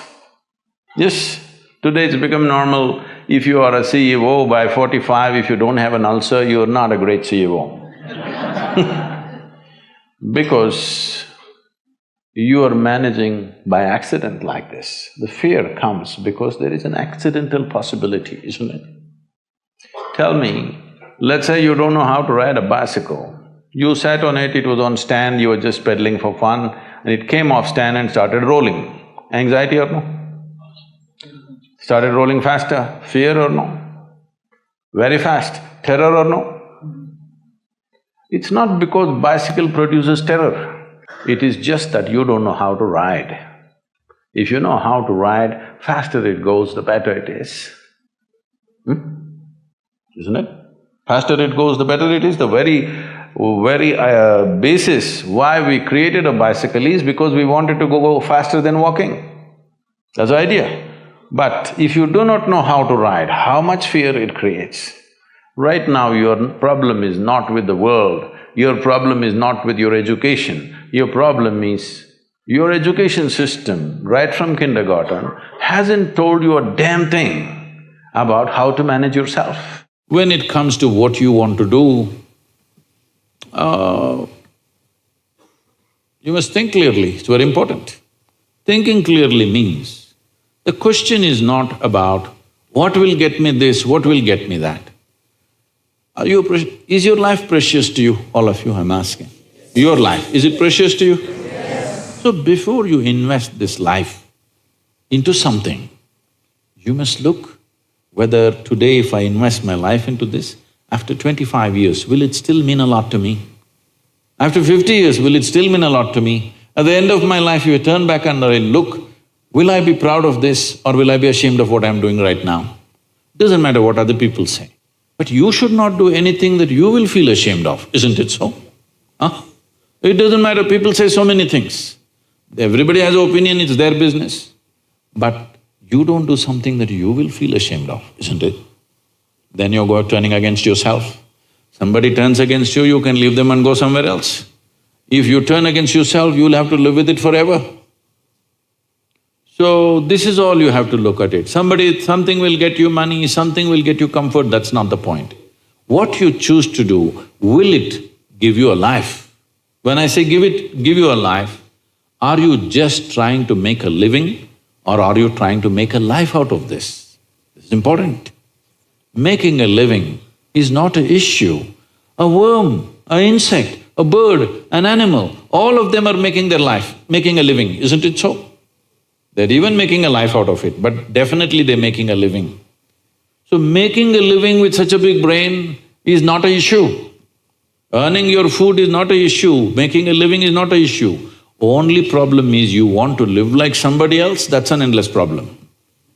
I want to live is not a problem. I want to live like you, this is a problem. So, it is important, if you consider your life as a precious life, you must make sure you make a wonderful life out of this. If your friend does not do well, you'll feel sad about it. If he does very well, you'll feel very sad about it. So you have fixed yourself in such a way, whichever way you cannot be happy. You're in a self-defeating mode. No matter what happens, you will not be happy. If you want to understand what I'm saying, you go and stand out on one of the main streets in Bangalore city. Leave the poor people who are selling kadlekai on the street side, leave them. People who are driving there, only look at those BMWs, Mercedes and Maseratis and whatever is going around in Bangalore city, only look at the dream cars, okay? Because many of you may have dreams also of this. Just look at all these people. You think they are in a profusion of joy, driving this car like that? No. Only in case it's a stolen car, you see the joy. Otherwise, no. So success has not brought joy to them. If they're failed, of course they're frustrated, because the very mode of approach is like this. If this mode of approach comes, whichever way, it's not going to work. Because it's not even about you, it's always about somebody here. It's never about you. The simple thing is this, see, if your joy, your sadness, your happiness, your misery is determined by something or somebody around you, the chances of you being joyful in your life is remote. Yes or no? Is it true that human experience is created from within? Hello? Hello? I'm asking all of you. Is it true that human experience, joy or misery, agony or ecstasy, madness or sanity, everything is created from inside? At least if you're a manager, if you're going to be a manager, at least what is happening from within you must happen your way. Because essentially management means having situations the way we want it. Yes? Management means what? Having situations the way we want it. Well, if the world is not happening your way, at least this one must be happening your way, otherwise what kind of management is this? Here there's only one person, huh? Here there are 1,000 people, they may not listen to you, they got their own stuff. But here there's only one person, at least here what you want must happen, isn't it? If what you want happened, would you keep yourself blissed out or miserable? What's your choice? You must choose, I'm going to bless you now. If you had a choice, would you rather be blissed out or miserable? Huh? Blissed out, of course. So if such a thing is not happening, then all these problems come. If things work, it is a problem. If they don't work, it's a problem. If you get a seat in this institution, it's a problem. If you cannot get out of this, it's a problem. You like this place so much, you don't mind staying here, it's not like that. You must get in and you must get out ahead of others. Everything, it's never about you, it's always about something else. Outside is a variable situation. Who these people are today, tomorrow we don't know what they will say. Yes? Tomorrow morning we don't know what they will say. If your way of being is determined by all these people, then you are a mess, you're bound to be a mess. As we sit here, this is my body, that is your body. Do what you want, these two things will not become one. This is my mind, that is your mind. Do what you want, these things will not become one. They may overlap on some issues and we may feel that we are one with each other. But my mind is my mind, your mind is your mind, isn't it? But there is no such thing as my life and your life. This is a living cosmos. You captured a little bit, I captured a little bit. That's about it. But now we think this is my life and that is your life, there is no such thing. This is a living cosmos, you've blown a small bubble, somebody might have blown a little bigger bubble. Did you blow soap bubbles when you were young? Oh yeah. You still do? Yes. No. So when you blew soap bubbles, somebody had this big bubble, somebody else had that big bubble. Oh, went on saying, this is my bubble, this is your bubble, but poop it went. Once it goes poop, you did not say, this is my air and this is your air. Similarly, there is no such thing as my life and your life. There is just a living cosmos. If you capture more life, then you will see you have more grace. The depth, dimension and scope of your life is determined by how much life you capture within you. It doesn't matter what kind of body you have, what kind of intelligence you have. If you have not captured substantial life within you, you will live a small life, that's how it is. How do you do this? There are systematic ways of approaching this, or simply by involvement and exuberance, by commitment, people may capture a larger life. By absolutely being committed to something, focused on something, somebody may capture a certain amount of life which is more than what is considered normal. Everybody is looking for tidbits of life. Give me 3 points with which I will make my life, one mantra with which everything will be solved. That's not how life is, it's a comprehensive process. The simple way to look at it is like this. Today you know because of medical sciences that your entire body, in a way, is a chemical soup. The question is only, is it a great soup or a lousy soup? So if it's a great soup, then it tastes wonderful for you and tastes wonderful for everybody around you. If it's a lousy soup, then you have to manage with presentation. When the chef is bad, he decorates it. Right. These days food comes with flowers on it. Never ever outside situations will happen 100% your way. But what happens within you, if it's happening 100% your way, you will be in the best possible state always. You will keep yourself in the best possible way. Are you as good as somebody? That's not the point. Are you full-fledged? That is the point. If you go outside in the garden and try to catch an ant, the BHU ant, who is born here, who's grown up here and probably he'll die here, that BHU ant, if you try to catch him, he'll say, okay, to hell with my life, okay, crush me if you want. Is it so? He'll do everything to protect himself. He values his life, isn't it? Very much or no? Tiny little creature that we may not even notice, we may step on him without even seeing him, unfortunately. But he values his life immensely. Does he or no? He's got spark. But you, a human being, at least on this planet, you're the peak of evolution, physiologically at least. Yes? If other behavioral aspects, if we may have questions but physiologically at least, the most evolved creature on the planet.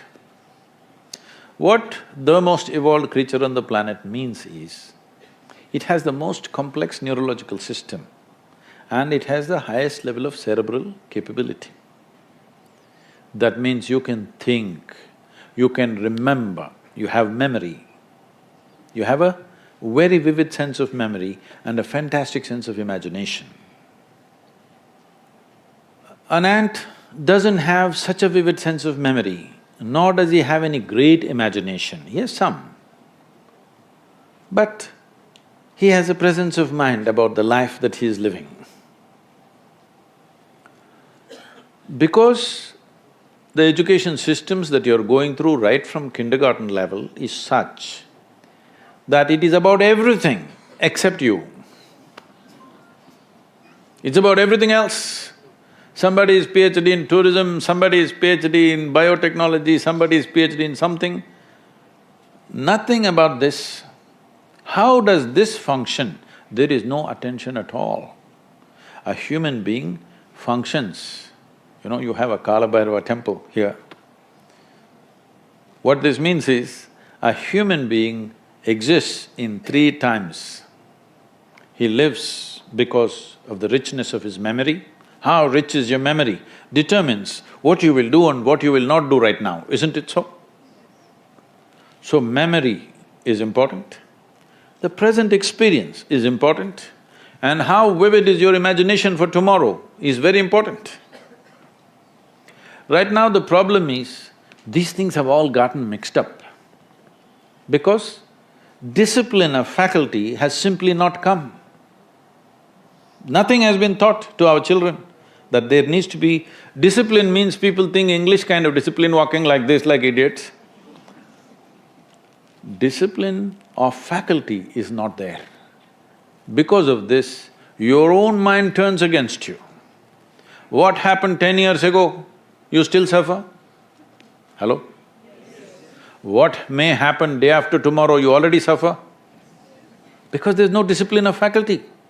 You don't know how to use your memory, you don't know how to use your imagination. Your memory makes you suffer, your imagination makes you suffer, and you think you're suffering your life. You are not suffering your life, you are only suffering the two greatest faculties of being human, vivid sense of memory and a fantastic sense of imagination, isn't it so?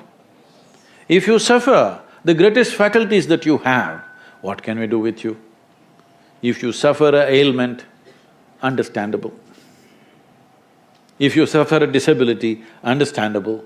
If you suffer your ability, hopeless case. Yes or no? You're suffering your capabilities. If you're suffering your disability, it's all right. You're suffering your capabilities.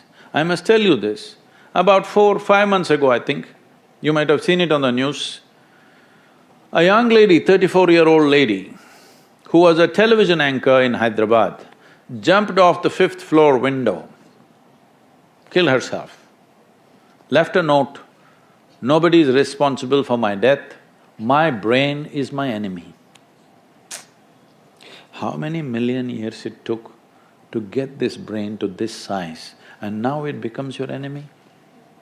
She articulated this, but this is true with almost 90% of the human beings. They are suffering their own intelligence, isn't it? If you take away half their brain,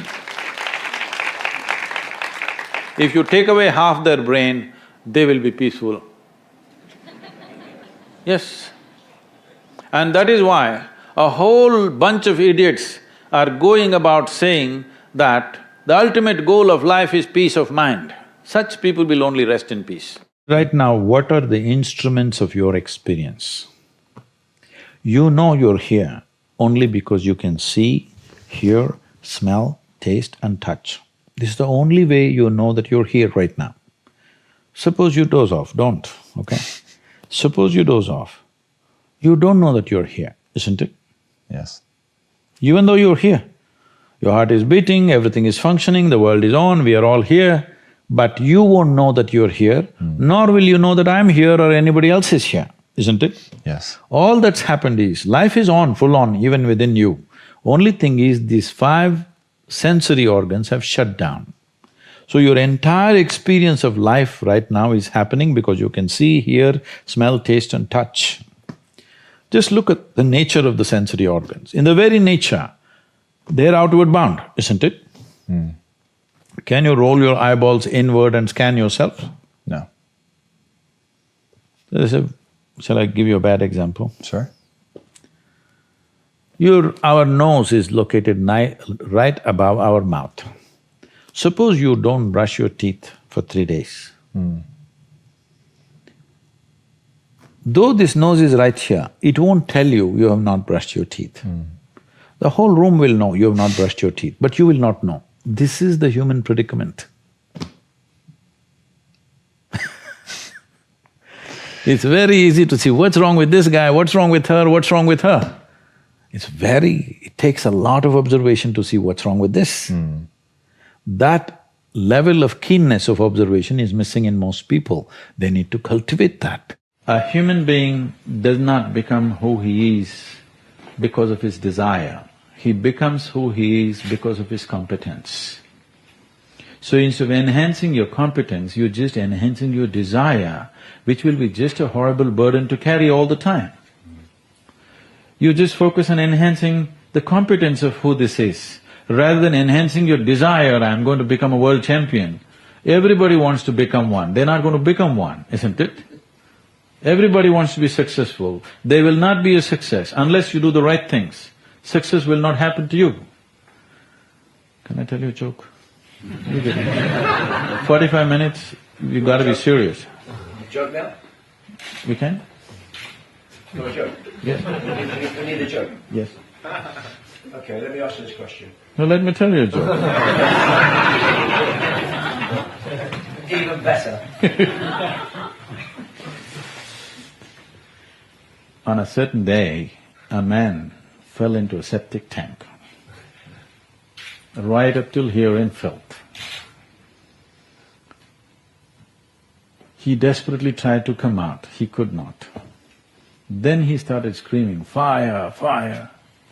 Neighbors heard this, called the fire brigade, firemen came rushing. They looked all over the place, no fire. Then they found this man, they pulled him out and then they asked, "Why were you screaming fire? Where is the fire?" The man retorted, "If I said shit, would you come?"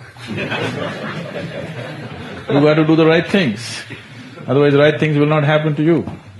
Just because you have a big desire, you're not going to get there. You got to do the right things. Pleasantness is the choice, isn't it?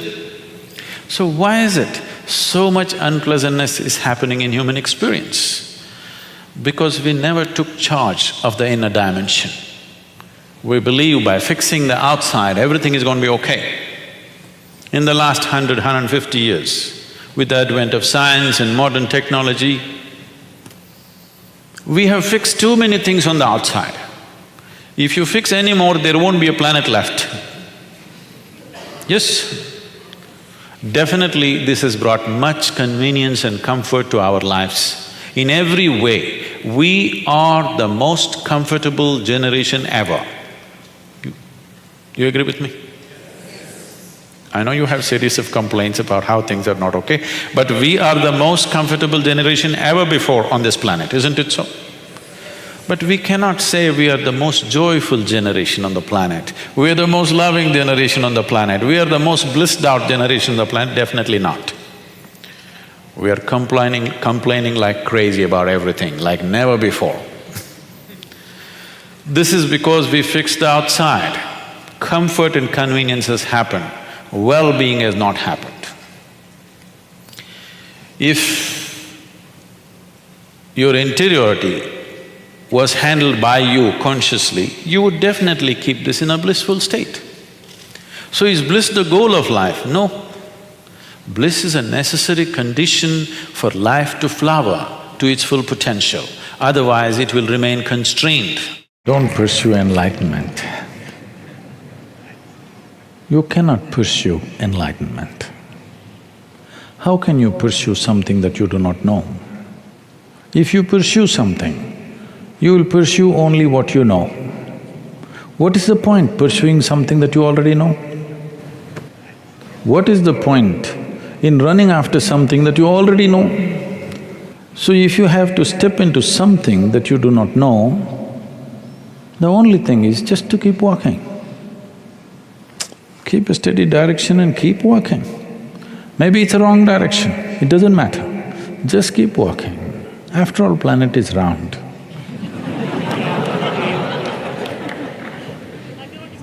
Inevitably, if you keep walking and keep straight walking, not round and round, if you just keep straight walking, you will inevitably get somewhere. Nobody can take it away from you. You know, if you have a dog at home, you would know this. If you just tickle him in the tail, he will go shh, chasing his own tail. Okay, a lot of people are doing that. Their own tail they're chasing. Even enlightenment is their own tail. Nobody told you there is such a thing. But definitely you can see, from one person to another person, one person seems to be little better off simply the way they are, not because of their money, not because of their wealth, not because of their qualifications. Simply the way they sit and stand, somebody seems to be better off than somebody else. Yes or no? So, there is room and scope for improvement. Relentlessly improve. Let's see where it gets you. But if you have fancy ideas of what is enlightenment, then you will chase that silly idea. And that idea is never enlightenment, because it's your idea. The notion of the difference between pain and suffering I thought was very useful. See, pain is physiological, it's there.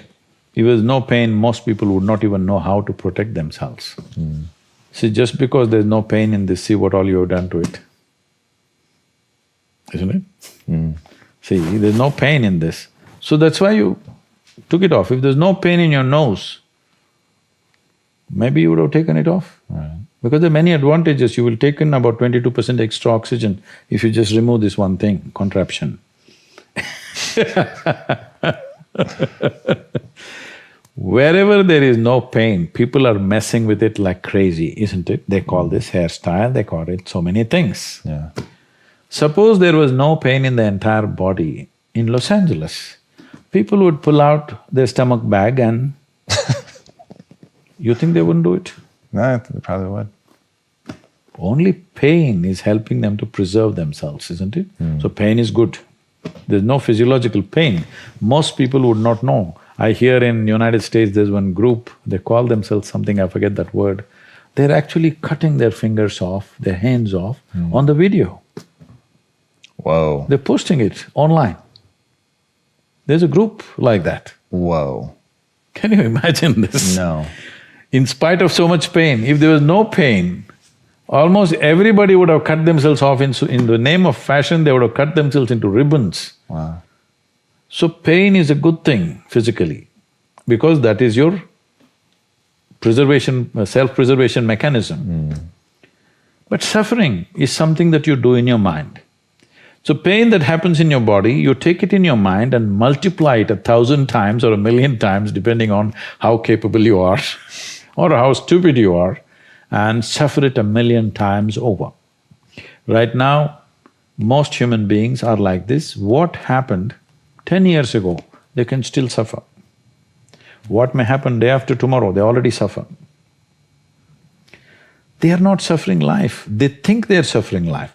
They are not suffering life, they are suffering the two most fantastic faculties that human beings alone have, a vivid sense of memory and a fantastic sense of imagination. People are always thinking that something else or somebody else is restricting their freedom.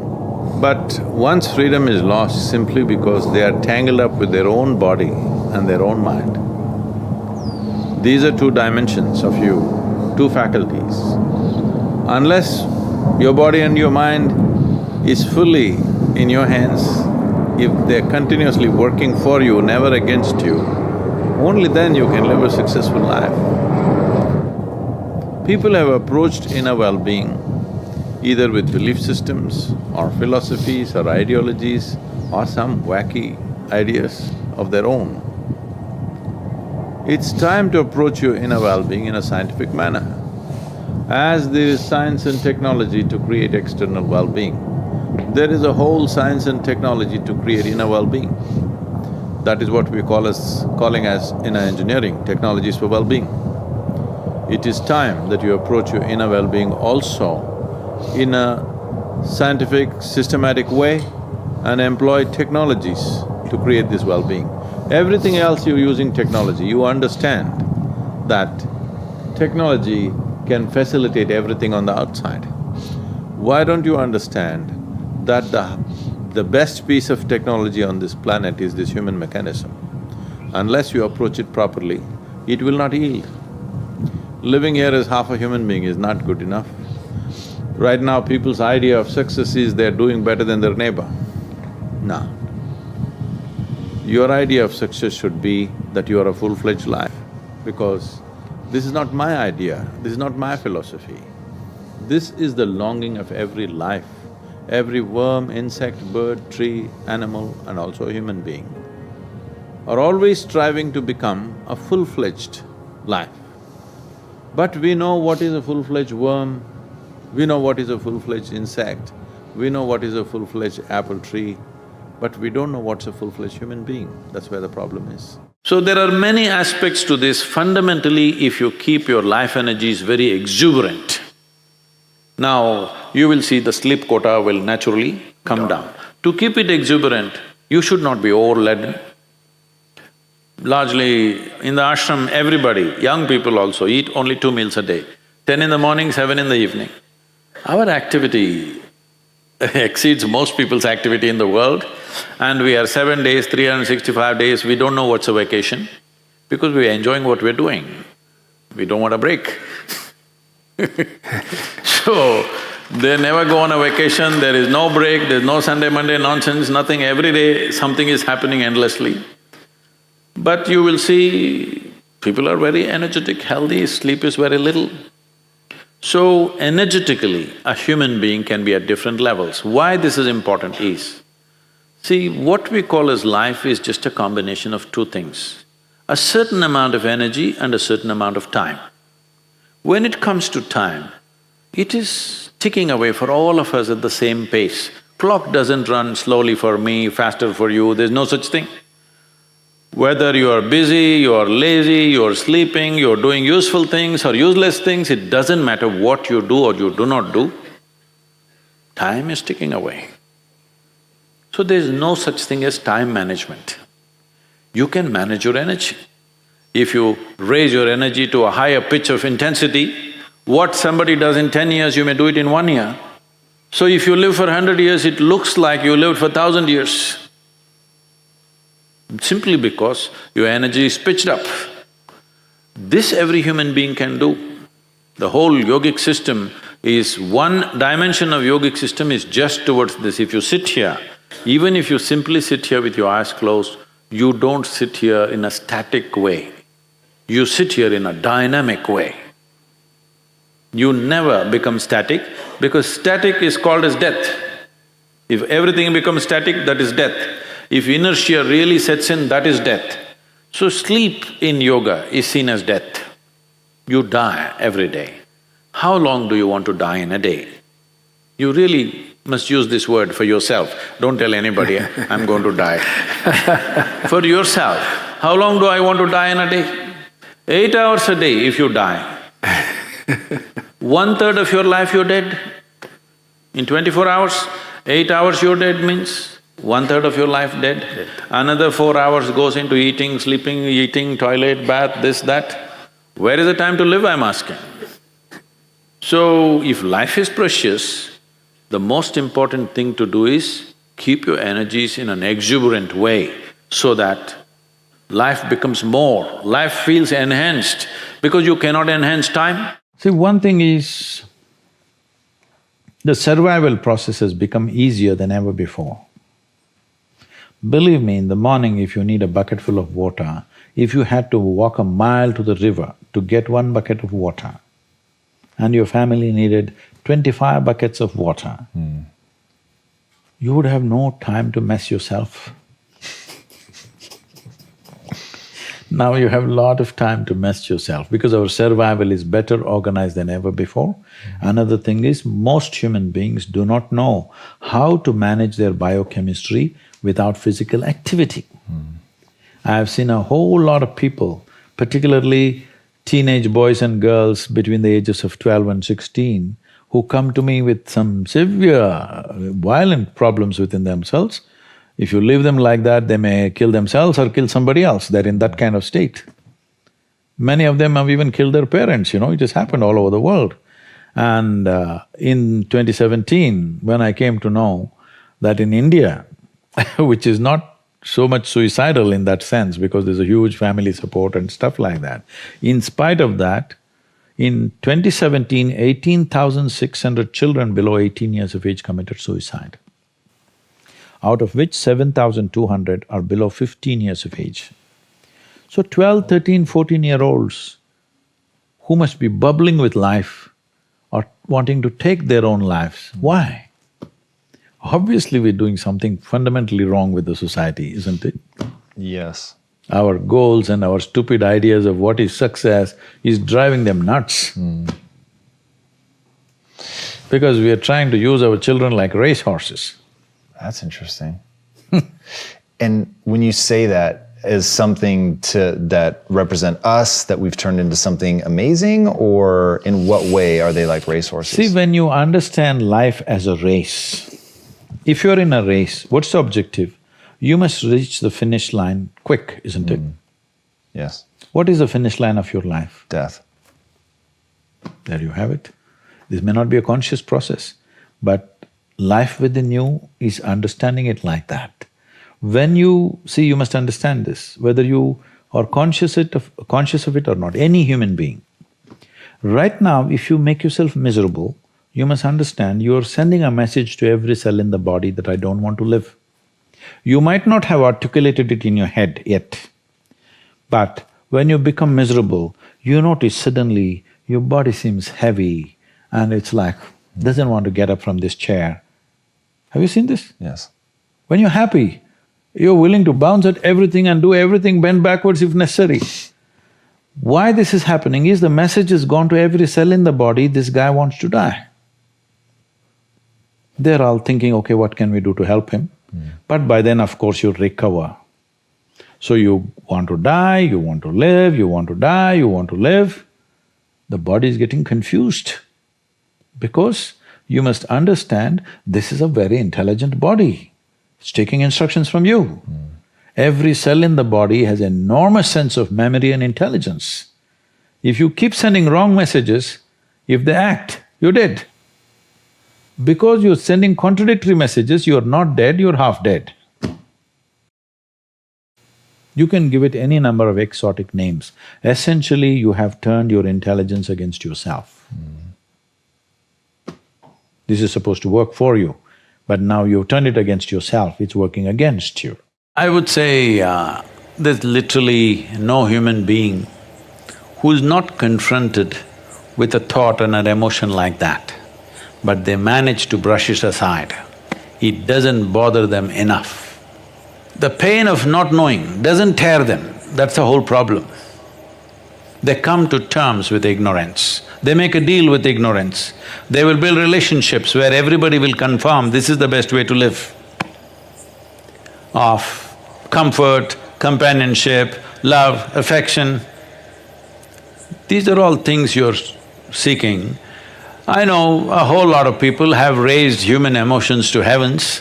If you say love, they say divine love. If you say joy, they say divine joy. If you say bliss, they say divine bliss.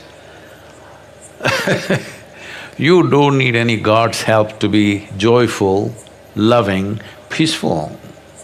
As a human being, you're endowed with these qualities. So all those who deprived themselves of that, they either seek God or they settle for a dog. Yeah, usually. Because they want unconditional love, this is a demand. Because the nature of love is such that it's like a flower, if you don't watch it for 2 minutes, it'll fall. It'll wither and fall right there. Either you want to let it fall, or you have to nourish it every moment, or you have to concretize it. That means you take a picture and keep it on your phone screen, or you institutionalize it with marriage or this or that. So essentially, well, I'm not against any institution because institutions are needed in the world to operate, otherwise there'll be chaos. That is a different thing. But you cannot institutionalize joy or peace, like right now we think United Nations is the institution for peace. No, you cannot institutionalize peace. You cannot institutionalize joy. You cannot institutionalize love or anything for that matter. Institutions are functional instruments in a given society. I have utmost respect for them because without it, people, a whole lot of people wouldn't know how to live. You need institutions, there is a government, there's a democratic process, there are variety of things, all right? There are courts, there are parliaments. Well, 90% of the time some nonsense may be happening there, but still these institutions are important because without that there will be total chaos. So I'm not talking against institutions, but institutionalizing things that happen within a human being is a silly effort. This happened in your school, maybe later in your university, later in your work. It's happening to people. Maybe not everyone, but a whole lot of people. Their commitment to success is weak. They want to succeed, they will take 3 steps, then something little interesting happens here, they will go away here, they'll go away there, they'll go away there. Hey, I want to live, huh? Their commitment to success is weak. Either situations around them in some way Situations can impede you from doing what you're doing very easily. Many times it happens to everyone. But when this happens, people weaken their commitment for their success. Maybe physically, they'll feel a little weak, they will weaken their commitment to success. Maybe their emotions slosh around a little bit, they will weaken their commitment to success. This is very important right now. However long it takes, this virus, you must come out of this successfully. That means you must stay alive, that's an important part. And commitment to staying alive should not be slackened, no matter what happened. Somebody very dear to us passed away, all the more important we must live. People around us are all sick, all the more important we are healthy to take care of the people around us. So our commitment to success should not weaken because there is social drama going on or physiological drama or psychological drama, whatever happens, your commitment to success should not weaken. That is what gets you across so many lines in our life, so many barriers in our life. So, what does success look like? What does it take? You must understand, those who made any significant achievements in their life, they did not,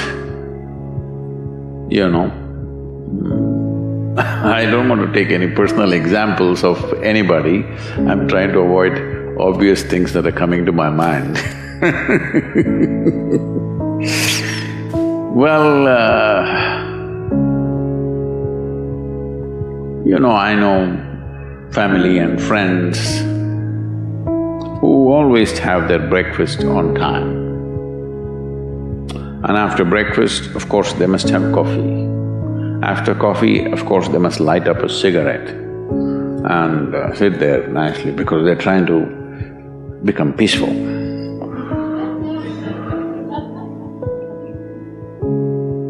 And then they will go to work, come back home exactly on time for lunch, eat lunch, rest for 1 or 2 hours, sleep, then evening have one tea and then smoke, and then again go to work.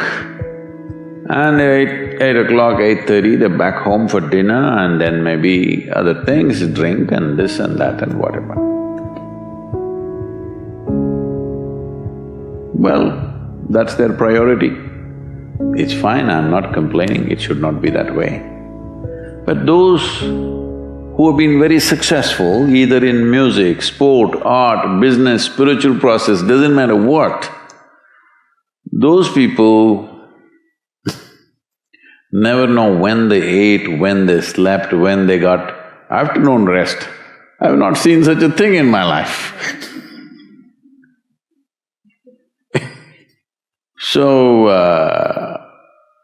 those who are committed to being successful with whatever they're doing, one important aspect of their life is they're not settling down wherever it's a bit comfortable. Because comfort will happen when they lower you to in the grave, very comfortable you are, How to address the larger issues of my life? There are no large issues in your life.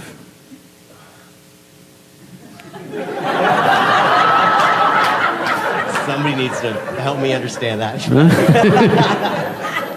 What is the large issue that you're talking about? It is just about what job to take, which girl to marry, that about covers it. where to go for vacation, whether to get married or not get married, These are the things, isn't it?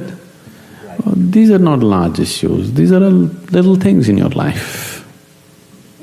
Yes, is it just a small thing whom I get married to? I'm not saying it's a small thing, but as an issue, it's a small issue, little issue. As a consequence to your life, yes, it has many things. But This is something that human beings have done for millions of years. We have enough experience on these things, isn't it? We know that whatever job we take, whoever we marry, it is just the way we make out of it. Every experience of life, you can make it an enriching experience. Every experience in your life, you can make a curse out of it.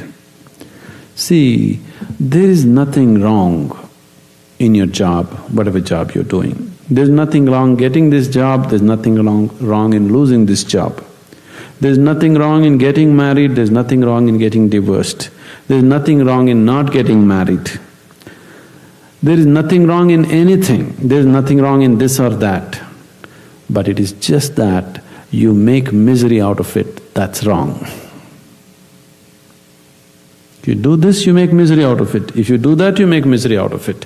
That's what is wrong with you. So you got married, is it wrong? That's not the point. There's nothing wrong with it. You did not get married, is it wrong? No, there's nothing wrong with it, that's wonderful too. You got divorced, is it wrong? No, that's also wonderful. It is just that you make misery out of everything, that's what is wrong. You just address that one issue, everything will be settled.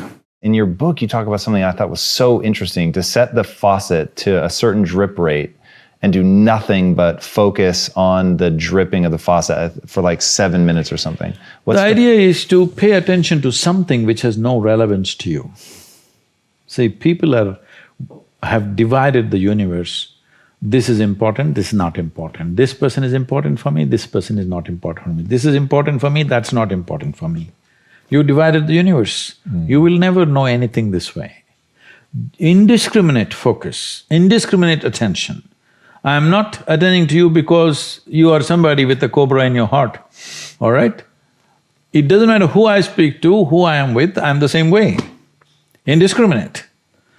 Only when your attention and involvement is indiscriminate does the universe open up to you. You have discriminated, naturally you close. People come to me and say, Sadhguru, I want to walk the spiritual path.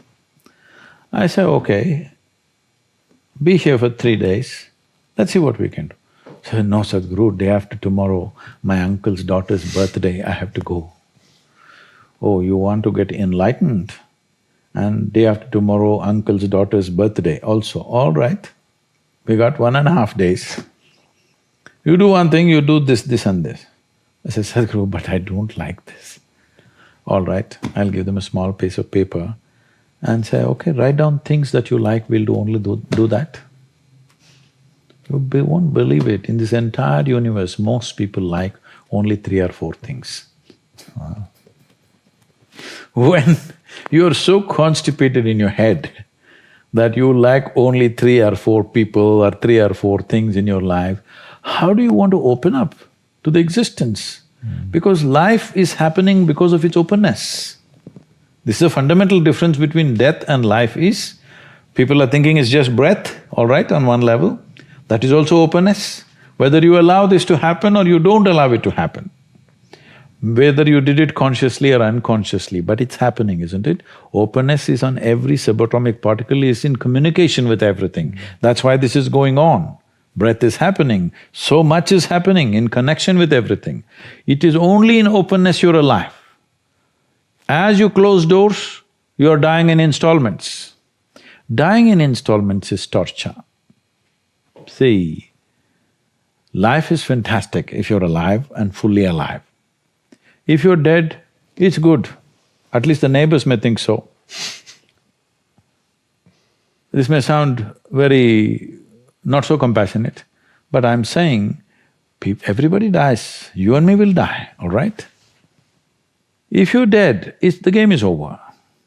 But if you're half dead, oh, this is endless torture to yourself. When you are being tortured, of course you'll share it with everybody else. In the yogic culture, first 8 years, or actually 8.5 years, is considered childhood. So these are not counted. Though Balavastha is up to 12, it's the 8.5 years where you're a real child. You know it from your own experience.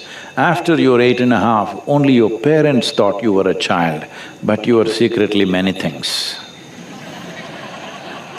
Yes. Adults think that you are a child, but you know you are not one. Because your childhood in many ways ends at 8.5.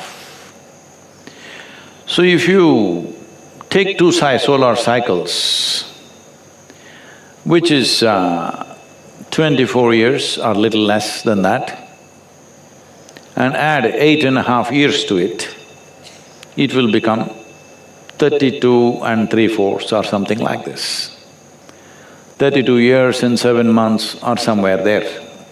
The exact calculations we can make, but it's nearly 33 years. So when these two cycles end, plus the balavastha, living that when it ends, it is a possibility. This is a time when your life could take on a different level of propulsion. If you have prepared yourself well, either with education or some skill or yoga or inner dimensions of your life, if you have prepared yourself on any of these things, that is the time when it can propel, or that is the time when it can start crashing. You know, in the Western societies, they talk about midlife crisis. It usually starts around 33, 34 years of age. Suddenly people don't know what to do with themselves, life getting meaningless. Or those who are successful, they find traction and suddenly they explode into different levels of success or well-being. All this can happen because within the system, it has completed a certain cycle. Either it can take off or it can crash. You can simply sit. If you learn to simply sit, you will become tremendously intense. Right now, your energy is simply expended by doing unnecessary, endless activity. When you have so much mental diarrhea, how can you have energy? Suppose you have diarrhea, do you see how weak you feel? Yes or no? Right now this mental diarrhea, that's why people have no energy. They want to just eat and sleep all the time, because mental diarrhea is very exhausting. If you have physical diarrhea, you know how exhausting it is. Yes? This is also equally exhausting. People are sleeping 8 hours, 10 hours a day, not because they're working so much or their body is in such a bad state, it's just mental diarrhea. If you stop the mental diarrhea, there's enough energy to make this very, very intense. Now how do I stop mental diarrhea? If you have diarrhea, physical diarrhea, what is the first thing to do? Huh? What?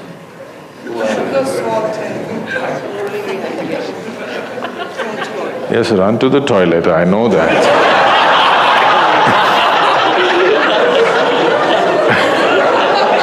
I'm saying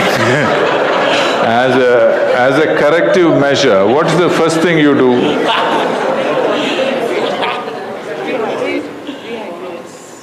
No, as a corrective measure, what is the first thing you do? First thing is stop eating, right? Yes or no? But diarrhea means in some way we've eaten something that the body doesn't want. It's trying to throw it out. Yes? You've taken something inside which the body doesn't like. It wants to throw it out. First thing is, stay away from food for some time. You eat bad food and then try to stop diarrhea, it's not going to work. So similarly, bad food for the mind is just this. You have gotten identified with things that you are not. The moment you get identified with things that you are not, mental diarrhea is inevitable. It's bad food for the mind. Now it will run endlessly, do what you want. You do any damn meditation, you say Shiva, Rama, it's not going to stop. It's not stopped, isn't it? Because bad food is being eaten every day, you're getting identified with more and more things and you want to stop your mind, you do whatever kind of circus, it is not going to stop. If you disidentify with everything, if you understand what is you and what is not you, if you keep a little distance from that, mind will become still. If you want, you can use it, otherwise you can keep it. Now my hand is there, if I want I can move it, otherwise I can keep it. This is a useful hand. Suppose it starts jumping like this. You clearly know there is some kind of an ailment, isn't it? Yes or no? So if hand is jumping, you know it's an ailment. If mind is jumping, is it an ailment or no? The ailment has come because continuous wrong diet. You tell your mind that I am this, I am this, I am that, I am that. It's having diarrhea. You stop giving it wrong food. If you clearly see what… even if you do not know what is me, at least you know what is not me, isn't it? This much you do. Tonight before you go to bed, sit on your bed and sit down and discount everything that is not you. This house in which you're living, is this me? No. This loving parent or mother, father, wife or husband or child, they're wonderful, but is this me? No. Now these nice clothes I'm wearing, is this me? No. Now my body, I like it, but is this me? No. Now I'm having so many thoughts, is this me? No. Now I'm having wonderful emotions, is this me? No. Like this, everything that's not you, before you sleep, keep it down and go to bed. Tomorrow morning, you will wake up considerably more intense than today. The purpose of business or the purpose or the goals of big business is to expand. You can expand in two different ways. One is by conquest, another is by embrace. I can conquer you or I can embrace you. Both ways you will become mine. If I embrace you, you will become mine willingly and I will have better use of you in every possible way. I'm talking business, this is not my personal thing. But if I conquer you, I will still have you, but I have to sit on top of your head and make you do things, and you will do everything possible to make my life miserable. Yes or no? True, absolutely.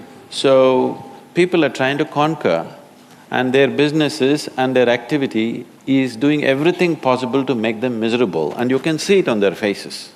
Successful people are showing miserable faces, which is a wrong message to send to the world, particularly to the youth. If you send a message that success is misery, you're destroying humanity. Success is the sweetest thing that can happen to a human being. But now you take the most successful 10,000 people on the planet, you will see they are an epitome of tension and anxiety and misery. You are sending a completely wrong message. This you can see took such a bad turn in United States of America in the 60s.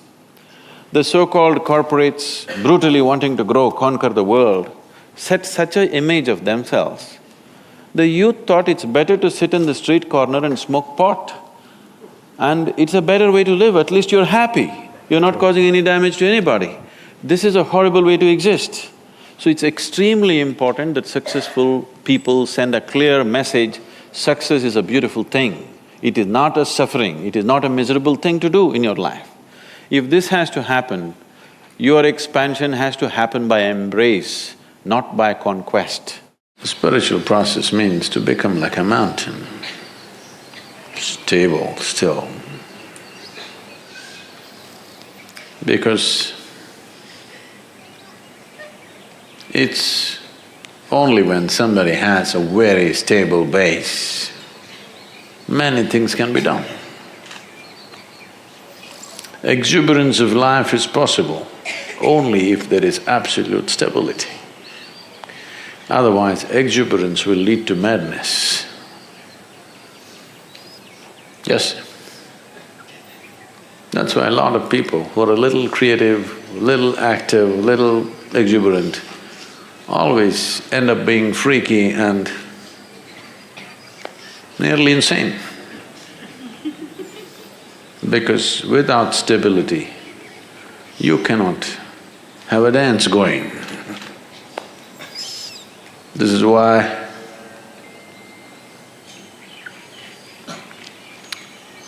Shiva means stillness, Shiva means dance at the same time. Either you see him sitting absolutely still or you see him in an explosion of dance, because an explosion is possible only when there is a stable base. An explosion which is not destructive is possible only when there is stability. And stability, people try to become stable by controlling and trimming their lives. This is the way your grandmother would tell you how to be stable. Control yourself, then you will be stable. Yes, if you're dead, you will be stable. Very. I promise you that. So normally, people who talk about stability are all constipated existence. You know what's constipation? That means it happens little by little.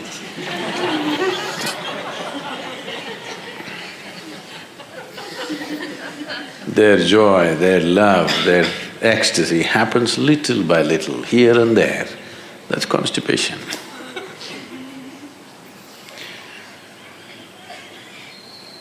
So, stability is not because you have trimmed your life down or pruned it down to minimal and you're stable. That's of no consequence. Stability because you see everything utterly clearly. That is why when we say Adiyogi, we're talking about stability, at the same time an exuberant dance. This is possible only because he has more than two eyes, not necessarily three, more than two. That means he sees much more than most people ever see. Because he sees much, much more, able to be stable. Stability it takes to allow exuberance to happen. Otherwise, you keep curtailing your exuberance because it hurts when it's out of balance. If you're out of balance and you move at a certain speed, you're going to hurt yourself. Whether you're riding a bicycle or you're riding the cosmos, if you're out of balance and you attain speed, you're going to hurt yourself very badly. So balance is very important, and balance that comes out of curtailment is not balance, that's, packaged death. What people are generally calling as destiny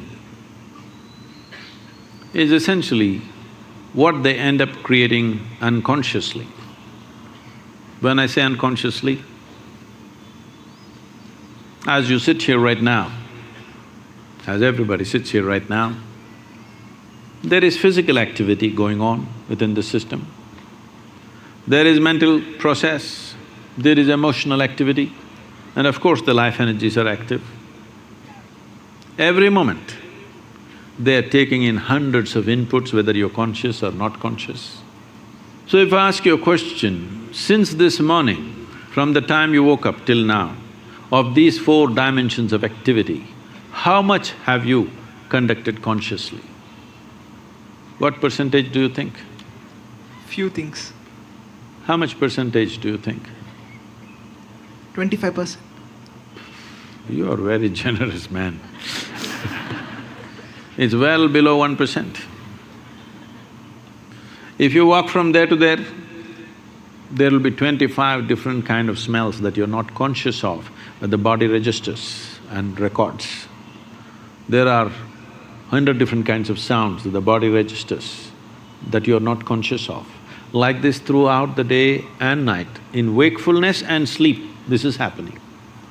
When you're only conscious of less than 1% of your activity, definitely life will look like an accident.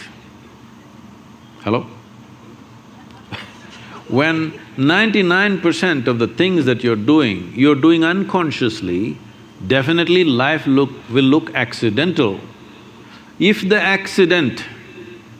See, it is so happened, somebody fell off on the street and had a brain injury, after that suddenly, they started working their mathematics in a wonderful way. But that was only one. 1,000 other people who cracked their skull never recovered from that, or they died, or those who lived on much diminished. So, being accidentally fortunate is not the way to exist.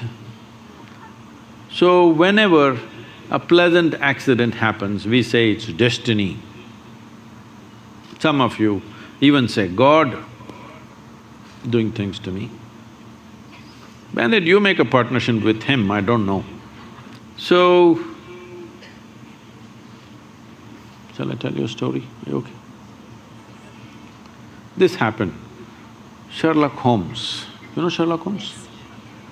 And Watson went out camping, and early morning, 3:30 a.m., Sherlock Holmes nudged Watson. He opened his eyes, "What? What do you see?" he asked. "Well, I see a clear sky and stars." "What does it mean to you?" He said, "Well, that means tomorrow is going to be a wonderful sunny day." Then he asked, "What does it mean to you?" He said, "It means someone has stolen our tent."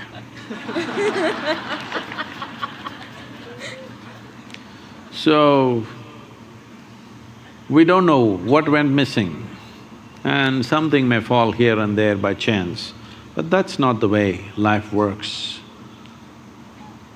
If a human being doesn't take it upon himself or herself to make their own destiny, they're still having an evolutionary problem. That is, they're still not yet fully there. Because being human means this, that we can conduct our life consciously. Being human means this, that we can craft our life the way we want. But this destiny business is a good insurance to handle your failure. Whenever you fail, destiny, it's God's will. So you must understand this. If everything that you try to do is becoming frictious, friction is happening, obviously you're the sandpaper. You know what's a sandpaper? I'll ask them to provide you a sandpaper, a small piece. Every day whenever you have a friction with somebody, just scrape your skin somewhere. So if you don't cure yourself quickly, you won't have any skin left. When you don't have any skin left, then you will not touch anything. You will not you will not look for any friction.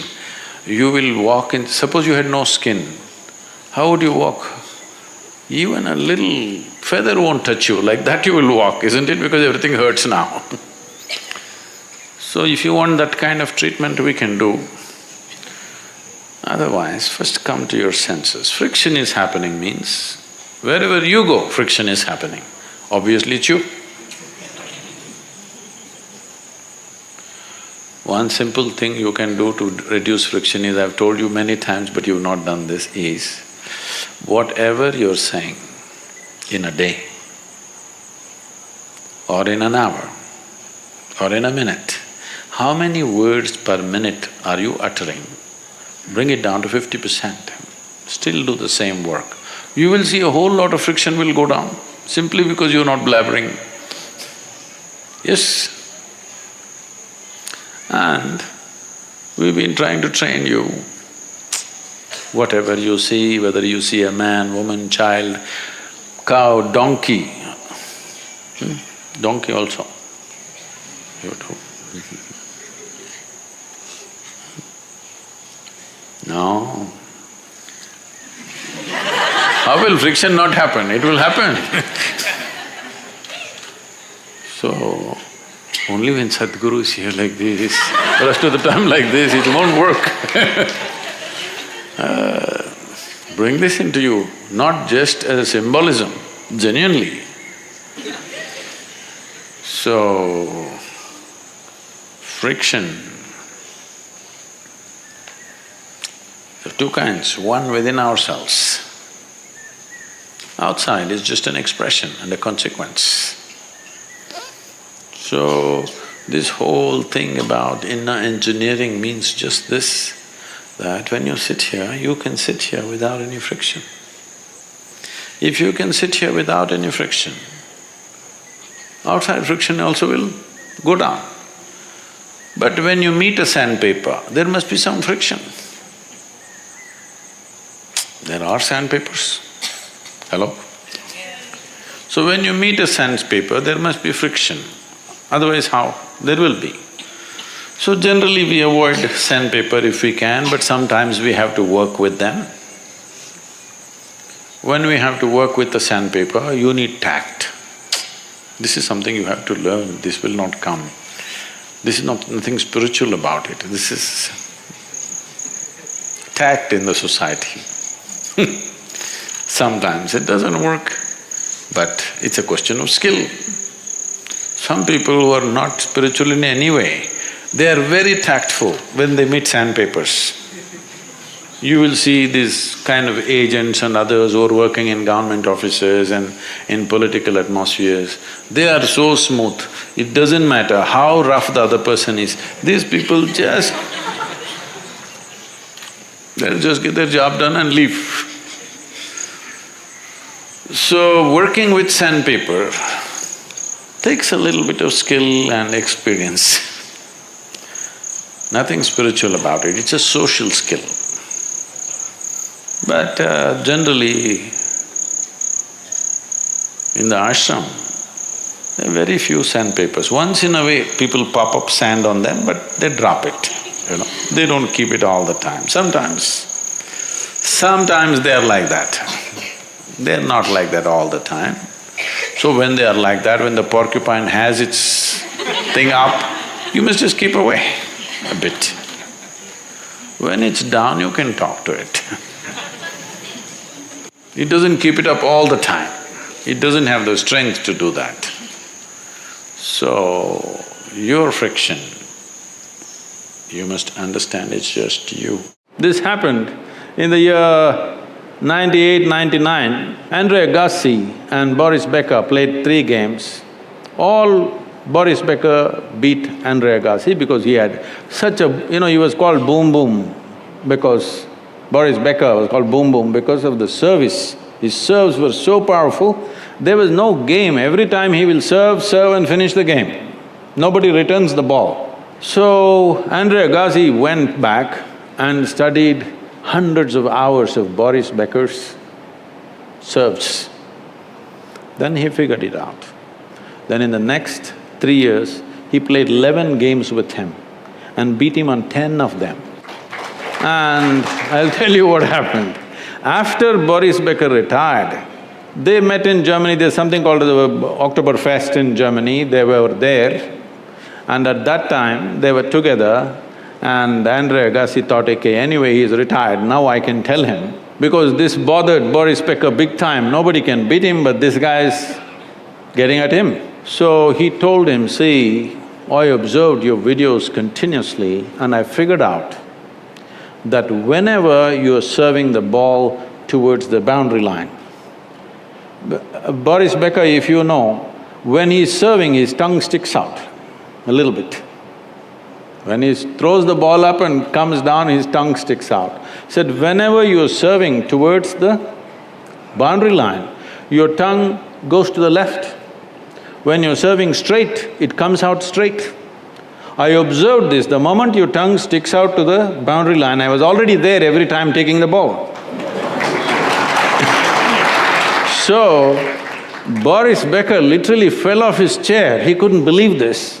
And he said, any number of times I went home after the matches and I told my wife, he seems to be reading my mind. But you've been reading my tongue. It's almost poking. So, your opponent should be never unfamiliar to you. You must make him familiar. You must know him better than he knows himself. You did this activity where to get us awake and energized, you had us close our eyes and you counted to 3 and then we had to yell, lose our inhibitions and let it all out. And that idea of kind of losing control and losing inhibitions, for me personally, has actually been a challenge. And I was hoping to get your perspective. I have never done drugs because I don't want to lose control. I fight roller coasters because I don't like losing control of the body. Am I supposed to believe all this? I'm excited for your perspective. I don't know why it came up, because last night I did my best, but it's always been a challenge or a struggle for me, and I'm just curious to get your perspective. Nature has imposed substantial amount of restrictions on life.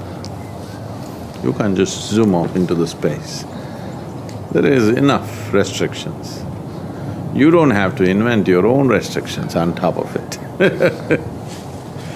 So if you invent your own restrictions, slowly over a period of time, you become a constipated life.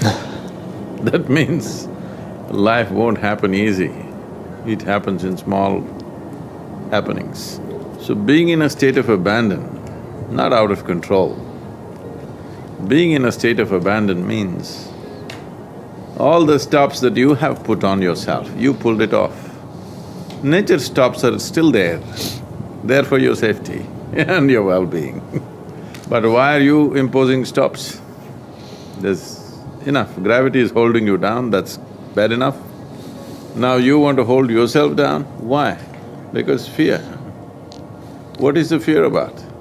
The fear is always about, if I do this, I may suffer. So that is the fundamental of my work, to bring you to a place where there's no fear of suffering. What's the secret behind your success? As a child, did you blow soap bubbles? Soap bubbles. So when you blew soap bubbles, have you seen somebody got this big bubble, you got only this big bubble? We must hold our breath and leave it slow, then we'd get a big bubble. Everything has… Everybody had air in the lungs, but somebody got a big bubble, somebody got a small bubble. What is this about? See, when it comes to body, this is my body, that is your body, 100% clear, no confusion about this, isn't it? This is my body, that is your body. This is my mind, that is your mind. But when it comes to life, there is no such thing as my life and your life. This is a living cosmos. How much life will you capture within your system will determine the size and scope of your life. Somebody got a big bubble, somebody else got a small bubble, poop, it went off. You cannot identify where is my air and where is your air, isn't it? So similarly, when it comes to life, there is no such thing as my life and your life, but distinctly my body and your body, my mind and your mind, but no my life and your life. There is life, abundant life. This is a living cosmos. How much life will you capture within yourself will determine the scope and range of your life. What one person can do in 100 years, somebody may do it in 10 years. because of the sheer intensity of life. When I say intensity of life, it may translate in many different ways. See, there are times, for example, certain businesses have grown. Let us say, some business like, in United States this become a fad, within 3 years somebody is billions of dollars of worth of business. Let us say Microsoft has grown or Facebook has grown or something like this has grown. This is largely because of technological breakthroughs and somebody rides that technology. At another time, that would not have happened. So that is different. But if you want to create something really large, really significant, large or small is not the point, significance, then you need intensity of life. One thing is the scale of life that you capture. This is what I said earlier when I said yoga, obliterating in boundaries of your individuality means, in a way, you are allowing universe to invade you. When universe is not against you, but it invades you or it's a part of you, then you have abundance of life. When you have abundance of life, you will not hesitate to share. When you share big time your life with everybody else, people will naturally value it immensely because everybody is trying to hoard it, somebody is willing to share it, so naturally there'll be a big upsurge around you. This will lead to many things. This will make many friends and many enemies. A lot of people whom you have never met, they are your sworn enemies, but you don't know why. You never met them, you never had a word with them, but they are swearing that I'm his enemy. I don't know why, but it goes on in the world. So when we talk about how so much can be done in a short span of time, it's not a short span of time, it's 37 years. Incessant work, 7 days of the week, 20 hours a day, almost for 25 years, more than 25 years. On an average, I slept only for 2.5 hours a day. Not deprived of sleep, just kept my life energy so intense that sleep was not even an issue. There are times when I've gone without sleep for 3 days, 4 days, full scale working, not because you're on some kind of a drug and not sleeping, simply because of the intensity of purpose and commitment to what you're doing. Today I can proudly say, I have created thousands of people around me, all of them have gotten crazy like that. They're all beginning to work like this. Most of them, you don't know when they will sleep, when they will wake up, on, 7 days of the week. No holidays, no vacations, but everybody is joyful. If you come to the yoga center and see, you will see the most joyful faces. But they've never been on a vacation. They don't own a damn thing. They don't have money in their pockets, but they're just joyful because drunk with life, literally. Of all the pieces of engineering on this planet, of many pieces of engineering, a tree is a fantastic engineering, even a mountain is fantastic engineering because it stood there for 1,000,000 years. That means it must be good engineering, isn't it? Yes? Something that stands there for 1,000,000 years must be well engineered. Of all this, the most sophisticated piece of engineering is human mechanism, isn't it so? Hello? Most sophisticated of all the pieces of engineering. Now, because it's a sophisticated piece of engineering, it needs a certain level of attention, otherwise you don't figure it. Now that we gave you such a highly, high-tech piece of engineering, I'm asking you, did you read the user's manual? I think there is no user manual Oh no. How can they make such a fantastic piece of engineering without a user's manual? Maybe it doesn't come with a booklet attached to your neck when you were born. But indications must be there, isn't it, how to use it? Huh? Is it true somebody who's an athlete or a gymnast or someone else like that learns to use their body than a whole lot of other people? Yes?